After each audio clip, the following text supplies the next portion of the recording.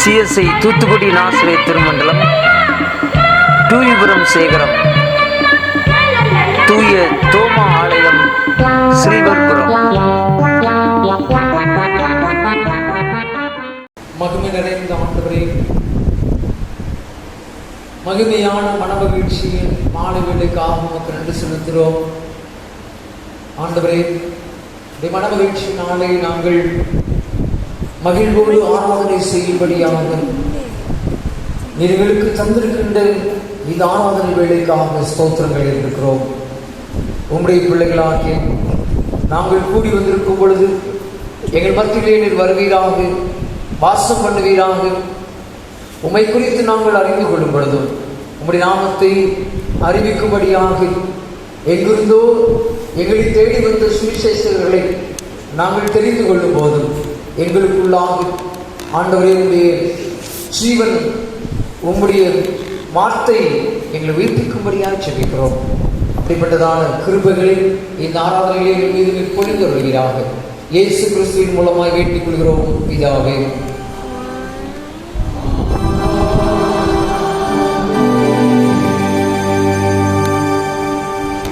கருங்கள்.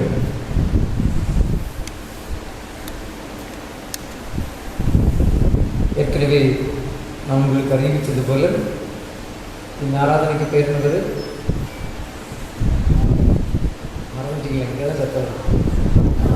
பாடல் ஆராதனை. எனவே நாம் உற்சாகத்தோடு கரங்களை தட்டி ஆண்டவரை மகிமைப்படுத்தும்படி உங்களை அன்போடு கேட்டுக்கொள்கிறேன். கன்வென்ஷன் புத்தகத்திலே 221வது பாடல், உத்தமமாய் முன் செல்ல உதவி செய்யும் யெகோவா. 221வது பாடல்.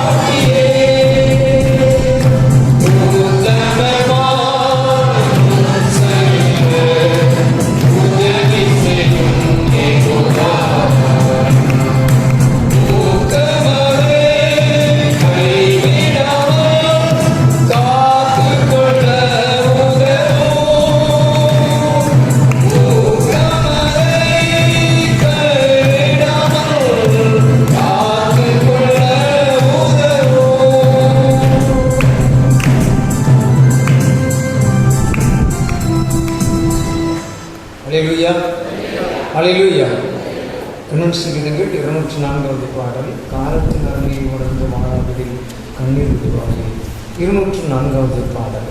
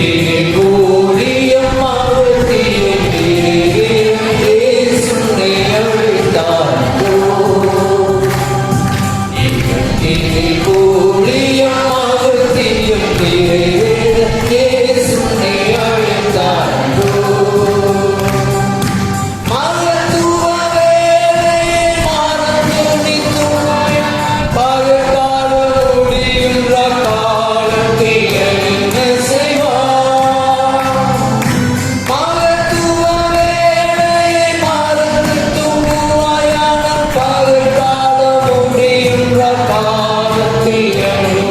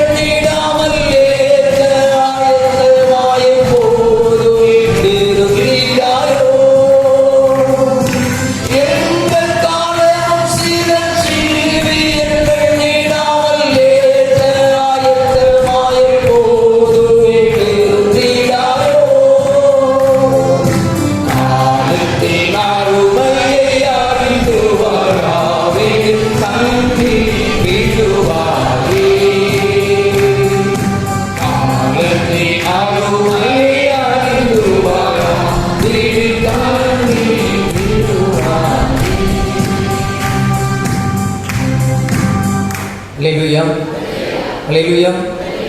வேதம் சொல்கிறது, பகற்காலம் இருக்கும் மட்டும் என்னை அனுப்பினவர்களுக்கு ஒருவனும் கிரியை செய்யக்கூடாது, நாட்காலம் ஒன்று வருகிறது. யோவான் சுவிசேஷத்தை வாசித்து பார்த்தீங்கன்னா அதை குறித்து ஆண்டவர் ஏற்கனவே நமக்கு சொல்லியிருக்கிறார். இப்போ கூட நம்ம ஆண்டுடைய வார்த்தையை இன்னும் நம்ம சுதந்திரமாக சொல்ல முடியாத ஒரு தேசத்தில் தான் வாழ்ந்து கொண்டிருக்கிறோம். ஆனால் வேதம் சொல்லுகின்றது, இதைவிட கொடுமையான ஒரு காலத்தை நாம் அனுபவிக்க போகிறோம். அப்போ அதற்கு முன்னாடி நான் என்னென்ன செய்யணுமோ அது அத்தனையும் நாம் செய்து முடிக்கணும். வாசிங்களேன், யோவான் எழுதின சுவிசேஷம் 9ஆம் அதிகாரம் 4ஆம் வசனத்தை வாசிங்க. பரிசுத்த யோவான் 9ஆம் அதிகாரம் 4.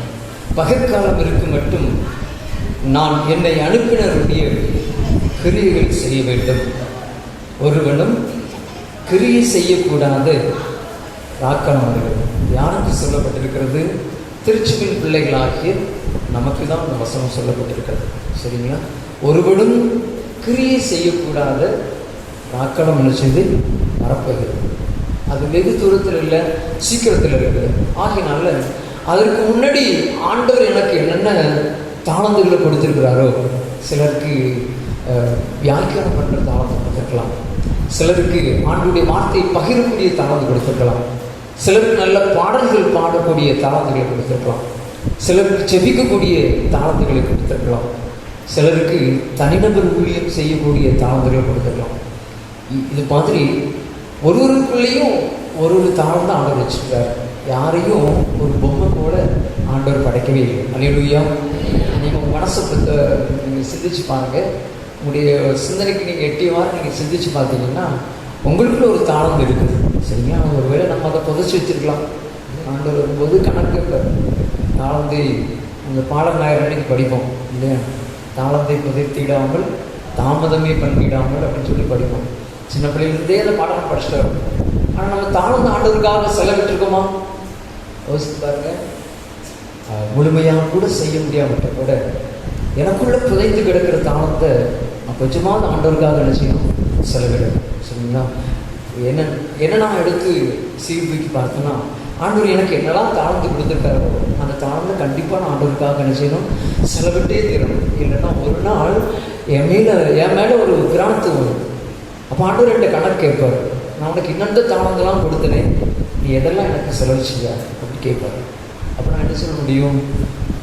எதுவுமே பேச முடியாவிட்டா ஆண்டவர் என்னை பார்த்து உடனே நான் அறியேன்னு சொல்லுவார்.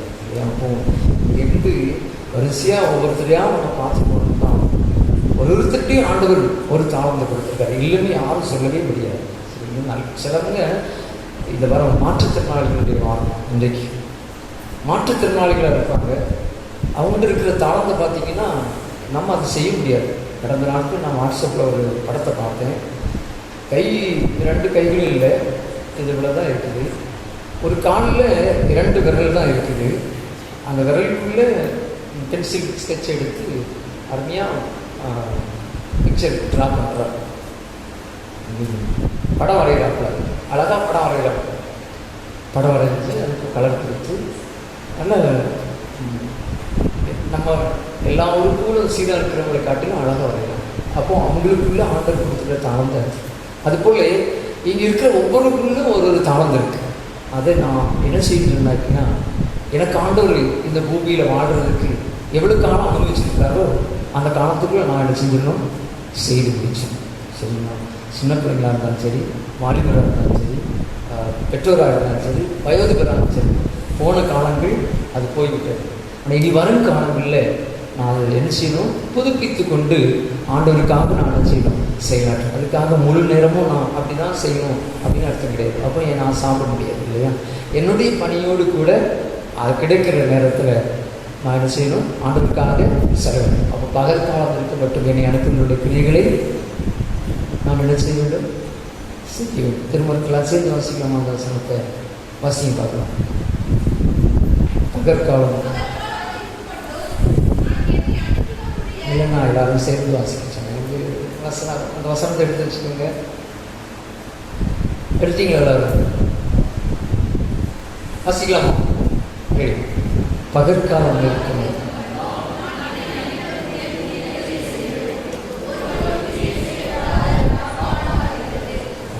வசனத்தை சொல்லும்போது தனிப்பட்ட ஒரு நபர், ஒவ்வொரு நபருடைய இருதயத்திலிருந்து பிறக்கின்ற வார்த்தையாக சொல்லிட்டேன். நான் என்னை அனுப்பினுடைய கிரிகளை செய்வேன். திரும்ப சொல்லுங்க, நான் என்னை அனுப்பினுடைய கிரிகளை செய்வேன். இந்த இன்னொரு முறை அந்த கவியை மாத்திரம் நம்ம பாடிக்கலாமா? எத்தனாவது கவி அது? பாட முடிப்பீங்களா? 204வது பாடல் எத்தனாவது கவி? 2வது செகண்ட் கவி. எகத்தினின் ஊழியம் அகத்தில் நிறைவேற இயேசு என்னை அழைத்துட்டார். அந்த மகத்துவமான வேலையை நான் மறந்து தூங்கிவிடாதபடிக்கு, நான் தூங்கியிருந்தா கூட தூங்குகிற நீ விழித்து ஆண்டவருக்காக செயல்பட வேண்டும் என்று சொல்லியிருக்கிறார் இல்லையா? நாட்கள் இல்லாதவர்களானதால் காலத்தை பிரயோஜனப்படுத்துவது, ஞானம் உள்ளவர்களாக நடந்து காலத்தை பிரயோஜனப்படுத்துவது பவுலடியார் அடிக்கடி இந்த வார்த்தைகள் உபயோகிக்கிறார். நமக்காகத்தான். சரிங்களா? பாடலாமா?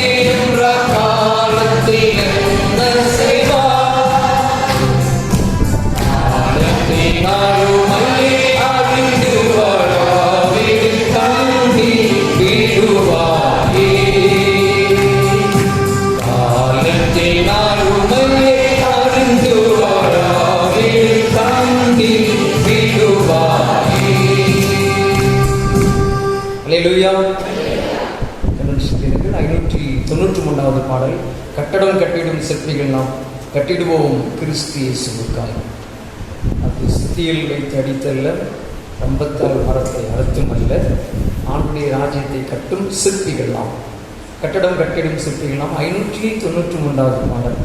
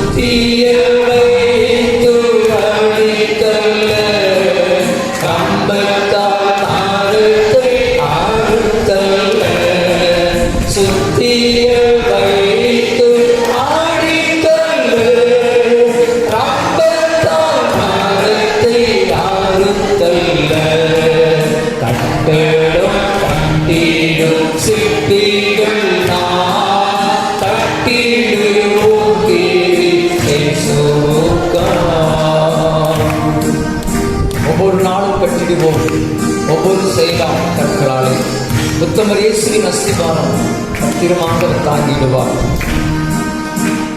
ஒவ்வொரு நாளும் கட்டிடுவோம், ஒவ்வொரு செயலாம் கற்களாலே ஒவ்வொரு நாளும் கட்டிடுவோம், ஒவ்வொரு செயலாம் கற்களாலே உத்தமர் இயேசுவின் அஸ்திபாரம், உத்தமர் இயேசுவின் அஸ்திபாரம் பத்திரமாக தாங்கிடுவார், பத்திரமாக தாங்கிடுவார்.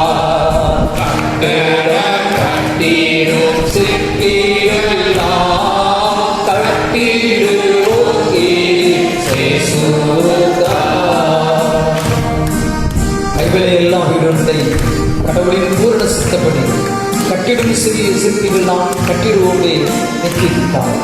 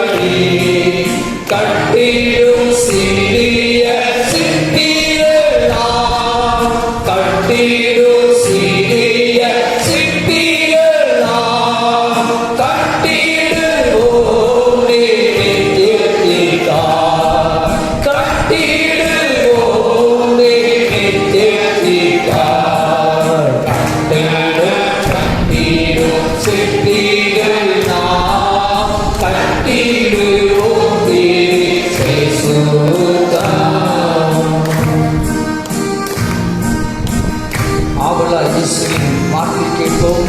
அவரே நமக்கு போலித்தராகிடுவார்.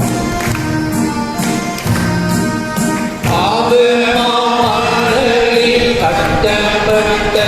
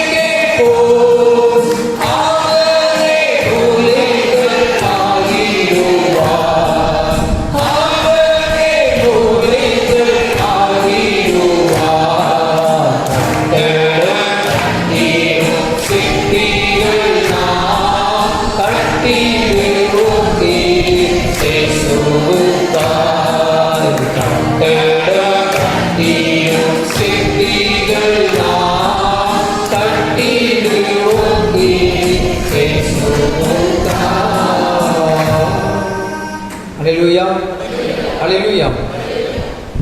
கன்வென்ஷன்கள் 548வது நாடல் நிறைவாக 548வது கன்வென்ஷன் கீதங்கள்.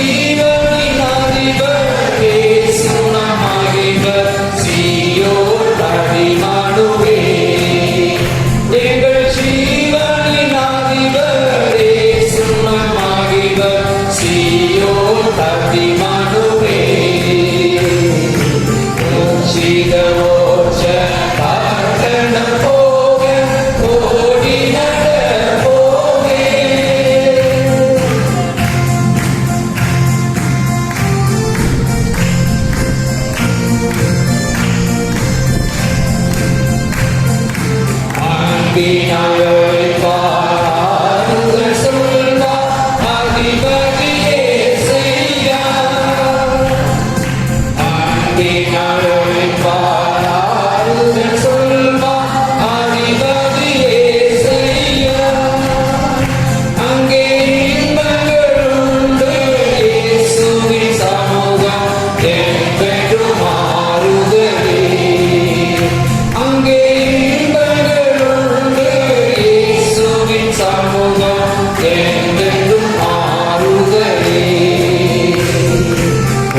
செய்த மோட்ச பட்டணம் போக ஓடி நடப்போமே.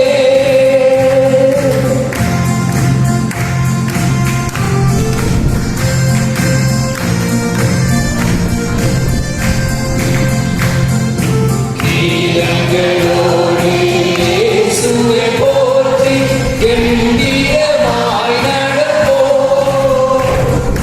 கீதங்களோடு இயேசுவை போற்றி கம்பீரமாய் நடப்போம். அங்கே நிலவொளியுள்ள அன்பின் ராஜன் கீதங்கள் நாம் அறிவோம். அங்கே நிலவொளியுள்ள அன்பின் ராஜன் கீதங்கள் நாம் அறிவோம். மோட்சித மோட்ச பட்டணம் போக ஓடி நடப்போமே. அங்கே உன்னதர் இயேசு மன்னவர் உண்டு, ஓயா இன்பமுண்டு. அங்கே உன்னதர் இயேசு மன்னவர் உண்டு, ஓயா இன்பமுண்டு. அல்லேலூயா. அறிவிப்புகள். நாளைய தினம் திங்கட்கிழமை மாலை 7 மணிக்கு வழக்கம் போல் ஞாயிற்றுக்கிழமைக்கு மாற்றான ஆராதனை நடைபெறும். ஆராதனையிலே திருச்சென் பிள்ளைகள் யாவரும் உற்சாகமாய் கலந்து கொள்ளுமாறு உங்களை மிகுந்த அன்போடு கேட்டுக்கொள்கிறேன். எல்லா ஆராதனைகளும் நீங்கள் உற்சாகமாய் கலந்து கொள்கிறீர்கள். இவ்வாராதனையிலேயும் கலந்து கொண்டிருக்கிற யாவரையும் அன்போடு கூட வாழ்த்தி நான் வரவேற்கிறேன். கர்த்தர் உங்கள் ஒவ்வொருவரையும் ஆசீர்வதிப்பாராக. ஏற்கனவே நான் அறிவிப்பு கொடுத்திருந்தேன், எங்களுடைய பள்ளியில் திறப்பு விழாவிலே பங்கேற்க வேண்டும் என்று அநேகர் பங்கேற்றிருந்தீர்கள். உங்கள் யாவருக்கும் என்னுடைய அன்பான வாழ்த்துதலை வணக்கத்தை தெரிவித்துக் கொள்கிறேன். நடக்க முடியாமல் இருக்கின்ற வயோதிபர்கள் கூட கலந்து கொண்டார்கள். எனக்கு மிகுந்த மகிழ்ச்சி. தம்பிமார்கள் கலந்து கொண்டார்கள், மிகுந்த மகிழ்ச்சி. ஐயாமார்களும் கலந்து கொண்டார்கள். விதமாக எல்லா அழைப்பையும் நீங்கள் ஏற்றுக்கொள்வதற்காக நான் உங்களுக்கு மீண்டுமாக நன்றி சொல்கிறேன். ஆராதனை வேலை மிகவும் மகிமையான காணப்பட வேண்டும். ஆகினாலே நீங்கள் ஆராதனை வேலைகளிலே தயவு செய்து எல்லாரும் உற்சாகத்தோடு பங்கு பெறுமாறு உங்களை அன்போடு கேட்டுக்கொள்கிறேன். அதுபோலவே நம்முடைய கொயர் பாடகர் குழுவை பற்றி நான் ஏற்கனவே அறிவிப்பு கொடுத்திருந்தேன். வரும் நாட்களிலே இந்த பெஞ்சஸ் எல்லாம் நிறைய வேண்டும் என்று சொல்லியிருந்தேன். ஆகினாலே தயவு செய்து உங்களுடைய வீடுகளிலே இருக்கிற உங்களுடைய பிள்ளைகளை அங்கே யாரெல்லாம் போட முடியுமோ அவங்களெல்லாம் நீங்கள் வீட்டில் இருக்கக்கூடாது. கண்டிப்பாக நீங்கள் முதல் மணி அடிக்கிறதுக்கு முன்னாடி ஆலயத்துக்கு அனுப்பி சரிங்களா? சரிங்களா? சரி. முதல் மணி அது உங்களுக்குரியது சரிங்களா? முதல் மணி அடிச்சுட்டுனா யாரும் எங்கே இருக்கக்கூடாது, வீட்டுக்குள்ளே இருக்கக்கூடாது. 2வது மணி அடிக்கிட்டுங்க அப்படி சொல்லி காத்திருக்கக்கூடாது. 2வது மணி உங்களுக்கு கிடையாது சரிங்களா? நம்ம ஒருவேளை அப்படி பழகிருக்கலாம், 2ஆம் மணி அடிச்சுன்னா போகுமே. இல்லை சிலர் காணிக்க கொண்டு வருவாங்க, சிலருக்கு எப்படா பிரசங்கம் முடியும் அப்போது உள்ளே வந்தால் போதும் அப்படின்னு சொல்லி அந்த வார்த்தையை கேட்டுகிட்டே இருப்பாங்க. அப்படி கிடையாது. முதல் மணி தான் திருச்சபையாக சரிங்களா? கேட்குதான் நான் சொல்கிறது. முதல் மணி திருச்சபையாக அந்த மணி அடிச்சுட்டு சொன்னாங்கன்னா திருச்சபையின் பிள்ளைகள் யாரும் வீட்டில் இருக்கக்கூடாது சரிங்களா? அந்த மணி உங்களை வாங்கிட்டு அழைக்கிறது சரிங்களா? அதனால் முதல் மணி அடிச்சுன்னா நீங்கள் எவ்வளோ தூரத்தில் இருந்தாலும் சரி உங்களுக்கு தெரியும். நம்முடைய ஆராதனை நேரம் இதுதான் மணி அப்படின்னு சொல்லி முதல் மணி அடிக்கிற நேரமும் உங்களுக்கு தெரியும், 2வது மணி அடிக்கிற நேரமும் தெரியும், ஞாயிற்றுக்கிழமைகளில் 3வது மணி அடிக்கிற நேரமும் தெரியும். எப்படி போனாலும் சரி சரியான நேரத்துக்கு நம்முடைய ஆராதனை ஆரம்பிக்குது. அப்போ அது போலவே முதல் மணி அடித்த உடனே நீங்கள் கண்டிப்பாக ஆராதனைக்குள்ளே அமர்ந்துக்கணும். அதுக்கு முன்னாடி பாடகர்கள் எல்லாரும் முன்னாடி வந்துடுறாங்க. காலையில் ஆராதனைக்கு முன்னாடி கூட அவங்க பாடல் பயிற்சி இருக்கிறாங்க. அதனால் உங்களுடைய பிள்ளைகளை நீங்கள் மணி பார்த்து எப்படி நம்ம ட்ரெயின் ஏறுறதுக்கு, பஸ் ஏறுறதுக்கு, வேலை ஸ்தலத்தில் போய் ஃபிங்கர் பிரிண்ட் வைக்கிறதுக்கெலாம் நம்ம எவ்வளோ அவசியமாக வேகமாக போகிறோமோ அது மாதிரி ஆண்டவருடைய சமூகத்திற்கு நம்ம என்ன செய்யணும், முன்னாடி வரணும். இல்லை பிந்தி போனால் கதவு ருசியாக திறக்காது. உங்களுக்கு தெரியும், பைபிளில் வசனம் போட்டிருக்கு இல்லையா? பிந்தி விளக்குக்கு எண்ணெய் இல்லாமல் அங்கங்கே தேடி தேடி அழைச்சிட்டு பிந்தி பார்க்கும்போது ஆண்டவர் என்ன சொன்னார், மானங்களே ஆகிய அப்புறம் கத்தாவேன்னு சொன்னாங்கன்னா நம்ம கத்தினாலும் என்ன கிடையாது, பிரயோஜனம் கிடையாது. அதனால முதல் மணி யாருக்கு? சொல்ல மாட்டேங்க, ஏன்னா அங்கே தான் இடிக்கும் இல்லையா? சத்தமாக சொல்லுங்க, எனக்குன்னு சொல்லுங்க, சத்தமாக சொல்லுங்க. திருச்சபையாக இருக்கிற இன்னொரு ஆளுக்கு சரிங்களா? நான் சத்தமாக சொல்லிட்டு பார்க்கலாம். நீங்கள் அப்படி அபியாசப்படுத்தி பாருங்கள், உங்களால் வீட்டில் இருக்கவே முடியாது. நீங்கள் நான் என்னை பெருமைக்காம சொல்லலை, நீங்கள் என்னை கவனிச்சு பாருங்கள் சரிங்களா? அதாவது நான் செஞ்சால் தான் உங்களை நான் செய்ய சொல்ல முடியும் இல்லையா? நான் வந்து 7 மணிக்கு ஆறாதுன்னா 7:10 வந்துன்னு வச்சுக்கோங்க. சில இடங்கள் அப்படி நடக்கும். முதல் மணி அடிச்சுட்டு 2ஆம் மணி அடிக்கிறதுக்கு காத்து கிடப்பாங்க சரிங்களா? அப்படி இருக்கக்கூடாது. ஏன்னு சொன்னாச்சுன்னா நம்ம உலக பிரகாரமாக எல்லா காரியங்களிலும் முன்னாடி ஓடிடுவோம். ஆனால் ஆண்டுடைய சமூகத்துக்கு மாத்திரம்தான் நம்ம நிச்சயம் ஹிந்தி வரும். அப்படி வரக்கூடாது. அதனால இனி வரும் காலங்களில் ஃபஸ்ட்டு பெல் அடிச்சுட்டு சொன்னாச்சுன்னா உங்கள் இடத்த வந்து பிடிச்சிருங்க. நிறைய பேர் அவரவருக்கு ஒரு ரிசர்வ் பண்ணி வச்சுருப்பாங்க. எங்கள் ஊரில் ஒரு பாட்டியமாக உண்டு, அந்த தூண் உண்டு. அந்த தூணில் தான் உட்காந்துருப்பாங்க. அதில் ஒரு பிள்ளை வந்து உட்காந்துட்டு வச்சுக்கிங்களேன், கை பிடிச்சி இழுத்து தூள் வச்சுட்டு அந்த தூணில் தான் உட்காருவாங்க. சரி, அப்படி நிறைய பேர் ரிசர்வ் பண்ணி வச்சுருப்பீங்க. அப்படி இருந்தாலும் பரவாயில்ல, நீங்கள் முன்னாடி வந்து நிச்சயத்தோட உட்காந்துருங்க சரிங்களா? சரிங்களா? அப்போ முதல் மணி யாருக்கு? வர நாட்களில் இப்படி ஒவ்வொரு காரியங்களாக பழகணும் சரிங்களா? பழகி நம்ம திருச்சபை வேதத்தில் சொல்லப்பட்ட மாதிரி ஒரு மாடல் திருச்சபையாக இருக்கணும் சரிங்களா? ஞாயிற்றுக்கிழமை என்னது, வெள்ளிக்கிழமை, புதன்கிழமை 2 நாள் தான் இரவு ஆராதனை. அப்படி இருக்கக்கூடாது சரிங்களா? ஆலயம் என்றால் பூட்டி இருக்கவே கூடாது. ஆலயம்னா என்ன செய்யக்கூடாது? பூட்டி இருக்கக்கூடாது.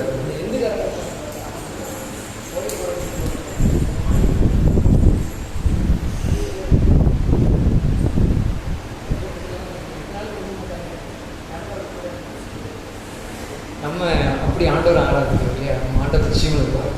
எனக்கும் எப்பவுமே நம்ம கூட தான் இருக்கிறாங்க இல்லையா? ஆலயம் அப்படின்னா பூட்டி இருக்கவே கூடாது. ஆராதனை நிச்சயம் நடந்துகிட்டே இருக்கு. இன்னைக்கு புதன்கிழமையும் வெள்ளிக்கிழமையும் அப்படி தானே?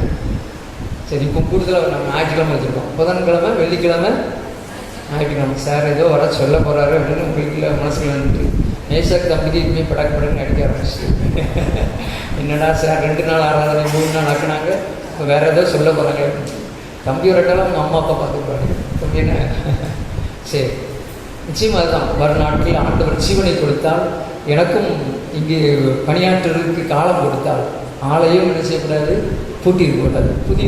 புதிய ஆண்டு நம்ம பிரவேசிக்கும் போது புதிய கிருபையில் ஆண்டவர் நமக்கு கொடுத்தால் நிச்சயமாக ஆலயம் சொல்லுங்க பூட்டிருக்கூடாது. ஒரு ஆள் இருந்தாலும் சரி, ஒரு பாட்டியமாக இருந்தாலும் சரி, ஒரு தம்பி இருந்தாலும் சரி, நம்ம என்ன செஞ்சிடணும்? ஆராதிக்கணும் கண்டிப்பாக.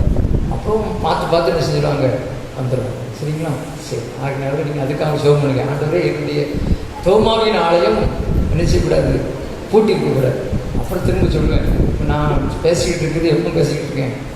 ராத்திரி பேசிக்கிட்டு இருக்கேன் சரிங்களா? இன்னும் அதுக்கடுத்து அடுத்த ஒரு பணி இருக்குது. என்ன பணி?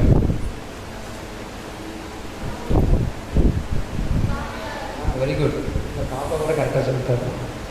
அதிகாலையிலே ஆண்டவரை தேடணும்னு சொன்னாங்கன்னா அது பெரிய கிருபை. நீங்கள் இப்போ ஒரு கேள்வி கேட்பீங்க, நீங்கள் புதுக்கோட்டையில் இருக்கீங்க, எங்களுக்கு எப்படி வரீங்க? என்னை பற்றியே கவலைப்படாதாங்க சரிங்களா? நான் நாடோடி மாதிரி தான். நீங்கள் எத்தனை மணிக்கு சொன்னாலும் வந்துடுவாங்க. சில சமயங்களில் இன்றைக்கி ஒரு அவசரமாக அழைச்சாங்க, எனக்கு என்னால் வர முடியாத ஒரு சூழ்நிலை, நான் பூட்டி கிடக்கப்பட்ட மாதிரி எனக்கு இன்றைக்கி டைம் ஆகிடுச்சு, என்னால் வர முடியல. ஆயினும் ஒரு நாளுக்கு நான் சுகமில்லாமல் இருந்தால் கூட டியூப்பை பிடிக்கி போட்டு ஆராதனைக்கு வந்துடுவேன் சரிங்களா? அதனால் ஆராதனை வேலை என்பது ஒரு நாள் தடைபடாது. அதனால் வருங்காலங்களிலே அதுக்கும் நம்ம சிந்திப்போம் சரிங்களா? எப்போதும் இந்த மாதிரி இந்த பெஞ்சில் உட்காந்துருக்காங்க பாருங்க, அவங்களாம் வீட்டில் இருக்க மாட்டாங்க. இந்த பெஞ்சில் உட்காந்துருக்காங்களா, இந்த பாட்டிமாரெலாம் நீங்கள் காலையில் ஆராதனை அதிகாலையில் வந்து அப்படின்னு சொல்லுங்க, அவங்க வந்துடுவாங்க. நீங்கள் நீங்களாம் வரீங்களா வர எனக்கு தெரியல, பாட்டிமார் வந்துடுவாங்க சரிங்களா? வந்துடுவீங்களா பாட்டிமா? சத்தமாக சொல்லுங்க. சரி, அதுக்கும் நம்ம நினச்சிக்கணும், யோசிப்போம். ஏன்னா நம்ம ஆராதனை வந்து என்ன செய்யக்கூடாது? பூட்டி இருக்கக்கூடாது. மேசாக்கு வர முடியல அப்படின்னா ஒரு சாவி என்கிட்ட கொடுத்துருங்க, என்ன நான் திறந்து விடுவேன் சரிங்களா? ஏன்னா எங்கள் தாத்தா வந்து கோல்டேர் குடும்பம். எங்கள் குடும்பத்து பேரே கோல்டேர் குடும்பம் தான். எங்கள் தாத்தா கூட்டிகிட்டு இன்னும் எங்கள் ஃபேமிலியில் தான் கோல்டேர் இருக்கேன். அதனால இந்த ஆலயத்தை திறக்கிறது, கூட்டுறது, பெருக்கிறது அது எல்லாமே எனக்கு தெரியும் சரிங்களா? அதனால நான் அதுக்காக கோவப்பட மாட்டேன், யார் மேலேயும் என்ன சொல்கிறது, குற்றம் சுமத்த மாட்டேன் சரிங்களா? மேஷாக்கு நாளைக்கு எனக்கு வர முடியாது, நாளைக்கு எனக்கு கவர்மெண்ட் பரிச்சு அப்படின்னா கூட சாவி எனக்கு தந்துட்டாங்கன்னா அவன் செய்கிற வேலையை அத்தனையும் நானே செய்ய ஒன்றும் பிரச்சனையே கிடையாது. ஏன்னா எல்லாருமே யாரால் சர்வெண்ட். நம்ம எல்லாரும் கடவுளுக்கு முன்னாடி ஒரு பணியாளர் தான். நம்ம எல்லா வேலையும் செய்வோம். என்ன வேலை செஞ்சாலும் அதுக்கு ஆண்டவர் நமக்கு என்ன கொடுப்பார், பலன் கொடுப்பார். அதனால் நீங்கள் இதுக்காக இப்போ நம்ம செய்ய முடியாது. ஏன்னாக்கா நம்ம கொரோனா காலத்துக்குள்ள உட்காந்துருக்கோம். அதற்கு ஆண்டவர் வாய்ப்பு கொடுக்கும்போது இதையெல்லாம் நடக்கணும். அதற்கு நீங்கள் என்ன செய்யணும், ஜோம்னிட்டே இருக்கும். சரிங்களா? சரி, இப்போ நம்ம வேத பாடம் வாசிக்க கேட்போம். வேத பாடத்தை தொடர்ந்து நான் கதை உங்களுக்கு ஞாபகம் இருக்கலாம். அன்றைக்கி எதில் முடிஞ்சுன்னு சரித்திரம் குதிரையிலிருந்து விளையா சரி, குதிரை சத்தம் கொடுத்தது. டேவிட் பிராயனோடு என்ன செஞ்சார், சவுண்ட் கொடுத்தாரு. அதோட நிப்பாட்டினேன். சரி,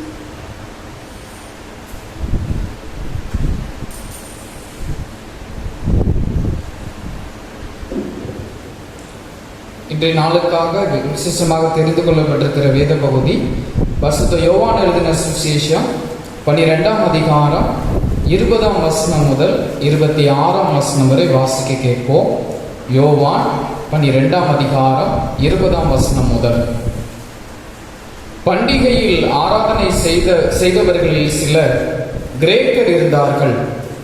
அவர்கள் கலிலேயா நாட்டு பெத்சாய்தா ஊரானாகிய பிலிப்பினிடத்தில் வந்து, ஐயா, இயேசுவை காண விரும்புகிறோம் என்று அவனை கேட்டுக்கொண்டார்கள். பிலிப்பு வந்து அதை அந்திரேயாவுக்கு அறிவித்தான். பின்பு அந்திரேயாவும் பிலிப்புவும் அதை இயேசுவுக்கு அறிவித்தார்கள். அப்பொழுது இயேசு அவர்களை நோக்கி, மனுஷகுமாரன் மகிமைப்படும்படியான வேலை வந்தது. மெய்யாகவே மெய்யாகவே நான் உங்களுக்கு சொல்லுகிறேன், கோதுமை மணியானது நிலத்தில் விழுந்து சாகாவிட்டால் தனித்திருக்கும், செத்ததே ஆகில் மிகுந்த பலனை கொடுக்கும். தன் ஜீவனை சிநேகிக்கிறவன் அதை இழந்து போவான். இந்த உலகத்தில் தன் ஜீவனை வெறுக்கிறவனோ அதை நித்திய ஜீவகாலமாய் காத்து கொள்வான். ஒருவன் எனக்கு ஊழியம் செய்கிறவன் ஆனால் என்னை பின்பற்ற கடவன். நான் எங்கே இருக்கிறேனோ அங்கே என் ஊழியக்காரனும் இருப்பான். ஒருவன் எனக்கு ஊழியம் செய்தால் அவனை பிதாவானவர் கனம் பண்ணுவார் என்பது வாசிக்கும்படியாய் குறிக்கப்பட்ட வேத பகுதி. வாசிக்க முடிந்தது.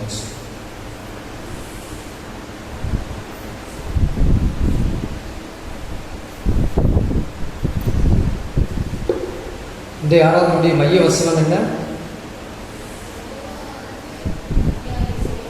ஐயா, ஐயா, இயேசுவை காண விரும்புகிறோம். செபிப்போமா? பரிசுத்த தந்தையே, மீண்டுமாக உமக்கு நன்றி செலுத்துகிறோம், ஸ்தோத்திரிக்கிறோம். மிஷனருடைய வாழ்க்கை வரலாற்றுகளை நாங்கள் தெரிந்து கொள்ளும்பொழுது என்னுடைய இதயத்திற்குள்ளாக உம்முடைய ஆவியானது கொழுந்துவிட்டு இருப்பதாக, சுவிசேஷ ஒளியானது கொழுந்துவிட்டு இருப்பதாக எங்களை அர்ப்பணம் செய்கிறோம். நீர் என்ன சொல்லப்போகிறீர்கள் என்பதற்காக நாங்கள் காத்திருக்கிறோம். உதவி செய்ய ஏற்றுக்கொள்ளும். இயேசு கிறிஸ்துவின் மூலமாக வேண்டிக் கொள்கிறோம் பிதாவே. பயங்கர ஒரு சத்தம் கொடுத்தான்.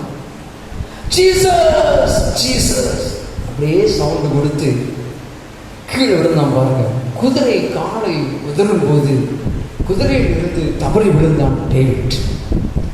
கீழே எட்டி பார்த்தால் அங்கே ஆற்றிலே வெள்ளம் பெருக்கெடுத்து ஓடிக்கொண்டிருக்கிறது.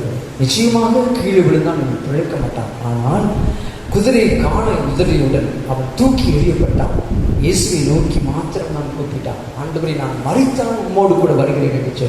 ஆனால் ஆண்டவர் தம்முடைய தூதர்களில் கொண்டு காப்பாற்றி ஆற்றில் விழாதபடிக்கு தரையிலே விழ வைத்தார். அல்லேலூயா, அல்லேலூயா. கொஞ்சம் சறுக்கி இருந்தால் ஆற்றுக்குள்ளே விழுந்திருப்பார். ஆனால் என் ஆண்டவர் அப்படி விழ வைக்கவில்லை. ஏன் தெரியுமா? இந்த டேவிட்டின் மூலமாக ஆண்டவர் ஒரு திட்டம் வைத்திருந்தார்.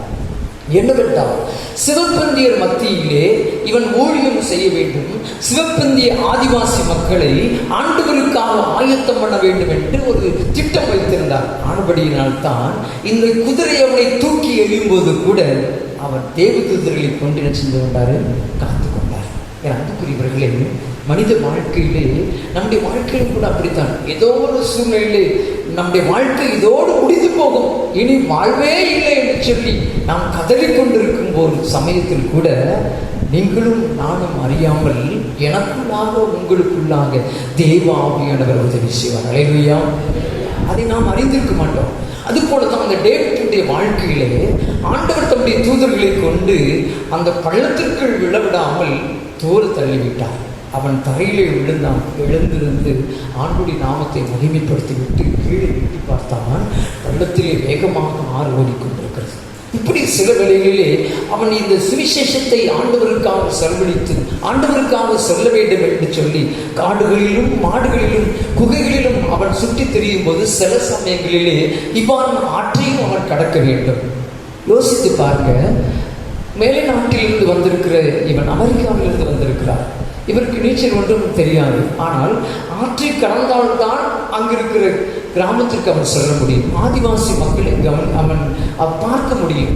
அப்போ அவங்க சுவிசேஷம் சொல்ல முடியும். ஒருவேளை இந்த ஆற்றை கடந்து போவதற்கு யோனாவை போல இவன் மறுத்துவிட்டால் ஆண்டுடைய சித்தம் என்ன செய்யாது? நிறைவேறாது இல்லையா? என் வாழ்க்கையில் சில சமயங்களில் நான் இப்படி மாற்றுகளை தேர்வுங்க. உங்கள் வாழ்க்கையில் அப்படித்தான். உங்களுக்காக ஒரு பாதை ஆண்டவர் வைத்திருப்பாரு. நான் அந்த பாதையில் போயிட்டு இருப்போம். ஆனால் சில வேளை பிசாசானவன் என்ன செய்வான் தெரியுமா? இன்றைக்கு காலையில் தான் நான் அங்கே ஃபோன் அடிச்சிருப்பேன், எனக்கு சரியான மண்டபம் செஞ்சேன். உடனே நான் நினைப்பேன், எனக்கு தான் இன்றைக்கி நல்ல லீவ் இருக்குது இல்லைன்னு சொன்னாக்கா இன்றைக்கு இல்லாட்டா நாளைக்கு போய்க்கலாம் அப்படின்னு சொல்லி உடனே என்ன செஞ்சிடும்? மனுஷீகத்தில் விழுந்து போய் அன்றைக்கு என்ன செஞ்சிடும்? விட்டுருவோம் இல்லையா? விட்டு போட்டு ஆகினான். இது போலத்தான் இந்த யோனா திரும்பி போயிட்டார். ஆனால் இந்த டேவிட் அப்படி செய்யலை. ஆற்றையும் கடந்து நான் போய் அந்த ஊழியத்தை செய்யணும் அப்படின்னு சொல்லி வேதாகமத்தை திரும்பி பார்த்தாரு. இஸ்ரவேல் ஜனங்களுக்கு ஆண்டவர் செங்கடலில் நடக்கிறதுக்கு இடம் கொடுக்கலையா? யோர்தானத்தை பெருக்கெடுத்து ஓடும்போது அங்கே தண்ணீர் குவியல் குவியலாக நிற்கலையா? ஏன் டேவிட்டாக எனக்கு ஆண்டவர் செய்ய மாட்டாரா? இப்படி தனக்குள்ளே கேள்வி கேட்டுக்கொண்டு அவன் ஆற்றுக்கு அப்புறம் நிற்காமல் ஆற்றிலே கால வைத்தான். ஆண்டவர் அவனுடைய கரங்களை பிடித்து அப்புறம் கொண்டு போனார். ஹல்லேலூயா, ஹல்லேலூயா. ஒன்றும் தெரியாதவங்க, ஆனால் இந்த டேவிட் அப்புறம் கடந்து போனார். இப்படி பார்த்தீங்கன்னா ஏராளமான சமயங்களில் ஆற்றையும் கடந்து கடல்களையும் மலைகளையும் கடந்து காடுகளையும் கடந்து விலங்குகளையும் கடந்து போய் ஆண்டுடைய சுவிசேஷத்தை தைரியமாக பிரசங்கித்தார். அவருக்கு கூட போகிறதுக்கு ஒரே ஒரு ஆள் மாத்திரம் இருந்தார். அவர் எதிர்த்து சொன்னாக்கின்னா மொழி பாஷை தெரியாதனால இவர் சொல்கிறத டிரான்ஸ்லேட் பண்ணுறதுக்காக மொழிபெயர்ப்பு செய்வதற்காக அவரோடு கூட போனார். அவரையும் கூட்டிக் கொண்டே தான் போனார். இப்படி போய் கொண்டிருக்கும்போது அவர் சாப்பாட்டுக்கு நான் ஏற்கனவே உங்களுக்கு சொல்லியிருந்தேன், அவருக்கு நிரந்தரமாக தங்குறதுக்கு என்ன கிடையாது, வீடு கிடையாது. நம்ம நிறைய நேரங்களில் யோசிப்போம் இல்லையா? வாடகை வீட்டில் தங்கிட்டு இருக்கும்போது ஒரு நாளும் நான் கடைசி வரைக்கும் வாடகை வீட்டில் தான் தங்கணுமா? எனக்கிட்ட ஒரு சொந்த வீடு கிடைக்காதா? சொல்லியிருக்கீங்களா? சொல்ல மாட்டேங்க. யாரெல்லாம் சொந்த வீட்டில் இல்லை கொஞ்சம் நீங்கள் எழுதிங்க. நீங்கள் கவலைப்படாது சரிங்களா? ஆண்டவர் நமக்கு நிரந்தரமாக வீடு வச்சுருக்கிறார் சரிங்களா? இந்த டேவிட்டுக்கு நிரந்தரமாக வீடு கிடையாது. நான் இப்போ எனக்கு நிறைய சொத்து உண்டு சரிங்களா? எனக்கு நிரந்தரமான வீடு உண்டு. ஆனால் நான் சொல்லுவேன் எனக்கு நிரந்தரமாக வீடு கிடையாது சரிங்க. எனக்கு நிரந்தரம் வீடு கிடையாது. நான் வாழ்கிற வாழ்க்கை ஒரு வாடகை வீடு. என்ன வாடகை வீட்டுக்காரர் ஒரு எஜமான ஒருத்தர் இருக்கார். அவர் வாடகை வீட்டு விட்டு வெளியே போக எப்போ சொல்கிறாரோ எனக்கு தெரியாது. நான் சொல்கிற பாசம் அவங்களுக்கு புரியும் நினைக்கிறேன் சரிங்களா? புரியுது இல்லை உங்களுக்கு? அவன் எனக்கு எஜமான ஒருத்தர் இருக்கிறாரு. அவர் தான் என் வீட்டுக்கு சொந்தக்காரர். அவர் என்னுடைய வீட்டிலிருந்து நீ வெளியே போ அப்படின்னு சொல்லி ஒரு நாள் சொல்லுவார். அன்றைக்கி நான் செஞ்சிடணும் வெளியே போ. அப்போ நான் வாழ்கிற வாழ்க்கை ஒரு வாடகை வீடு தான். அப்போ எல்லாரும் சொந்த வீட்டில் இருக்கிறான்னு சொல்லி நீங்கள் நம்ம நினைக்கக்கூடாது. எல்லாம் இந்த உலகத்தில் இருக்கிற பெரிய பெரிய பணக்காரங்க கூட அவங்க எந்த வீட்டில் தான் வாழ்ந்து கொண்டிருக்கிறாங்க? வாடகை வீடாக சரிங்களா? வாடகை வீட்டில் வாழ்ந்து கொண்டிருக்கிறாங்க. ஆகினால் ஒருவேளை இந்த பூலோகத்தில் நான் நினச்சிக்கிட்டு இருக்கலாம், நான் சொந்த வீட்டில் இருக்கிறேன், நான் வாடகை வீட்டில் வாழ்ந்து விட்டுருக்கேன் அப்படின்னு சொல்லி கவலையப்படாதங்க. நீங்களும் வாடகை வீட்டில் தான் இருக்கிறீங்க. இந்த உலகத்தில் மேலிடத்தில் இருக்கிற அவங்களும் இங்கே தான் இருக்கிறாங்க, வாடகை வீட்டில் இருக்கிறாங்க. யாருமே சொந்த வீட்டில் என்ன செய்யலை, வாசம் இல்லை. இந்த டேவிட்டுக்கும் சொந்தமான இடம் கிடையாது. அவர் நாடோடியாக சுற்றி தெரிந்தார். நீங்கள் இந்த பஸ் ஸ்டாண்ட் ஓரமாக நிறைய ஜனங்கள் இருப்பாங்க, பார்த்துருக்கீங்களா? அவங்க பார்த்துருக்கீங்க. அவங்கள பார்த்துட்டு நம்ம கூட இந்த மழை காலங்கள்லாம் பார்த்திங்கன்னா பூச்சிகள் நடமாடும் அப்படின்னு சொல்லிட்டு வீட்டுக்குள்ளே போய் போர்வை போத்திக்கிட்டு என்ன சொல்லுவோம் சரிங்க. அவங்க பாருங்கள் வீதியில் தான் படுத்துருப்பாங்க. அவங்களுக்கு மழையே கிடையாது, பூச்சி கடிக்காது, கொசுவும் கடிக்காது, எறும்பும் கடிக்காது இல்லையா? அவங்களும் மக்கள் தானே இல்லையா? அது போல தான் இந்த டேவிட் காட்டுக்குள்ளே அப்படி ஏதோ போயிட்டு இருந்தார். அவருக்குன்ட்டு நிரந்தரமாக அவங்களுக்கு இடம் கிடையாது. ஆகினால சாப்பாட்டுக்காக அவர் தினம் 13 அல்லது 15 மைல் தான் நடக்கணும். எத்தனை மைல்? குறைந்தது 13 மைல். இன்றைக்கு நம்ம வீடு பக்கத்தில் இருக்குன்னு வச்சுக்கோங்க. இந்த அந்த பக்கம் இந்த பக்கம் எல்லார் வீடும் சுற்றி தான் இருக்குது. ஒரு சிலர் வீடு கொஞ்சம் தள்ளி போகிறோம், 2-3 தெரு தள்ளி போகிறோம். இப்போ உங்கள் பிள்ளைங்களை பார்த்து நீங்கள் கடையில் இப்போ நம்ம தம்பி மேஷாக்கு எடுத்துக்கங்க, அவங்க கடை அந்த தள்ளி இருக்குது, அவங்க அப்பா கடையில் இருக்காங்க, அவங்க அம்மா அவனை போய் அப்பாட்ட இந்த ஜாமானை வாங்கிக்கலான்னு சொன்னாங்கன்னா வண்டி இருந்தால் தான் போவாங்க. வண்டி இல்லைன்னு நினச்ச மாட்டான், போக மாட்டான். போக மாட்டான், கண்டிப்பாக நினைச்ச மாட்டான், போக மாட்டான். ஆனால் அந்த காலத்தில் நான் சின்ன பெண்ணாக இருக்கும்போது கூட கீரை பெட்டி தலையில் வச்சுட்டு சுமந்துட்டு எங்கெங்களும் புதுக்கோட்டையில் நிரந்தரமாக எல்லாருக்கும் கீரை தொழில் சரிங்களா, அங்கே தான் கீரை இன்னும் இருக்குது, சுத்தமான கீரை அங்கே இருக்குது. கீரை பெட்டியை வச்சுட்டு சுடுன்னு தண்ணி ஒழிஞ்சிக்கிட்டே சரிங்களா, அதை தூக்கி தலையில் வச்சுட்டு எவ்வளோ தூரமும் நடக்கும். அப்போ கொஞ்சம் காலம் போச்சு, எங்கள் அப்பா போரிங் போடுவாங்க, கை போரிங், சைக்கிள்லேயே ஜாமானை ஏற்றிக்கிட்டு நாங்கள் சாத்தாங்குளம் வரைக்கும் சைக்கிள்லேயே இருக்கோம். இப்போவும் பைக்கு, கார், சைக்கிளில் கூட பசங்களை போய் வாங்கிட்டு வந்துட்டோன்னா போக மாட்டாங்க சரிங்களா. நீங்கள் பெட்ரோல் போட்டு கையில் சாவியை கொடுத்தா மட்டும்தான் எங்கே போவாங்க. ஒரு தேங்காய் சில்லு வாங்கினா கூட அது இருந்தால் தான் நினச்சிவாங்க போவாங்க. ஆனால் அந்த டேவிட் அவர் என்ன பண்ணார்னாக்கா 13 மைல் தினம் போய் அவர் ஒரு ரொட்டி வாங்குறதுக்கு, சாதாரண ஒரு ரொட்டி வாங்கி திங்கிறதுக்காக 13 மைல் காடுகளிலும் மலைகளிலும் குண்டுகளிலும் கடந்து போய் வாங்கினார். இவங்க 13 மைல் தாண்டி அல்லது 15 மைல் தாண்டி அவர் ரொட்டி வாங்கிட்டு அவர் அடுத்த கிராமத்துக்கு போவார் பாருங்க. அந்த கிராமத்துக்கு போகிறதுக்குள்ள அந்த ரொட்டி பற்றி உங்களுக்கு தெரியும். நீங்கள் ஒரு பண்ணு வீட்டில் வாங்கி வச்சுட்டு நாளைக்கு நீங்கள் அதை பிடிச்சிட்டு நாளைக்கு நீங்கள் தின்னீங்கன்னா என்ன செய்யும், ஒரு மாதிரி பூஞ்சை பூத்து போயிருக்கு இல்லையா. ஆமாம், அப்படித்தான் அவர் வாழ்க்கையிலும் அவர் திங்குறதுக்கு முன்னாடி அந்த பன் பூஞ்சை பூத்து போயிடும். என்ன கஷ்டம் பார்த்தீங்களா. அதையும் சாப்பிட்டாரு. சில வழியில் அந்த ரொட்டி கூட கிடைக்கல. இளையகுமாரன் தகப்பனை விட்டு வெளியே போகும்போது ஒரு நாள் சிந்தித்து பார்த்தான், என் தகப்பன் வீட்டில் எவ்வளவோ அருமையான சாப்பாடு உண்டு, ஆனால் இங்கே கண்டி திங்கிற தகுதி கூட எனக்கு கிடைக்கல என்று கண்ணீர் விடைத்தான். அந்த சிந்தனையை டேவிட் ஒரு நாள் யோசித்து பார்க்கல. என் அமெரிக்க தேசத்தில் எனக்கு எவ்வளவு சுதந்திரமா எவ்வளவு நல்ல சாப்பாடு உண்டு அவர் சொல்லி அவரை சிந்தித்து பார்க்கல. அவர் கிடைக்காமல் அந்த பூஞ்சை பிடித்த ரொட்டி கூட கிடைக்காம இருக்கின்ற சமயத்தில் கூட அவர் ஒரு நாளும் ஆண்டுடைய நாமத்தை தூசிக்கவில்லை. நானா இருந்தால் நீங்களா இருந்தால் என்ன செஞ்சிருக்கோம் பாருங்க.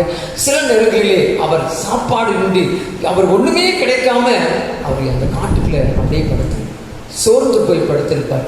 படுக்க போகும்போது காட்டுக்குள்ள எப்படிங்க படுத்திருப்பாரு. நம்ம வீட்டில் இன்றைக்கு நம்ம மெத்தை இல்லாமல் படுக்க முடியாதுங்க, தரணி இல்லாமல் படுக்க முடியாது இல்லையா.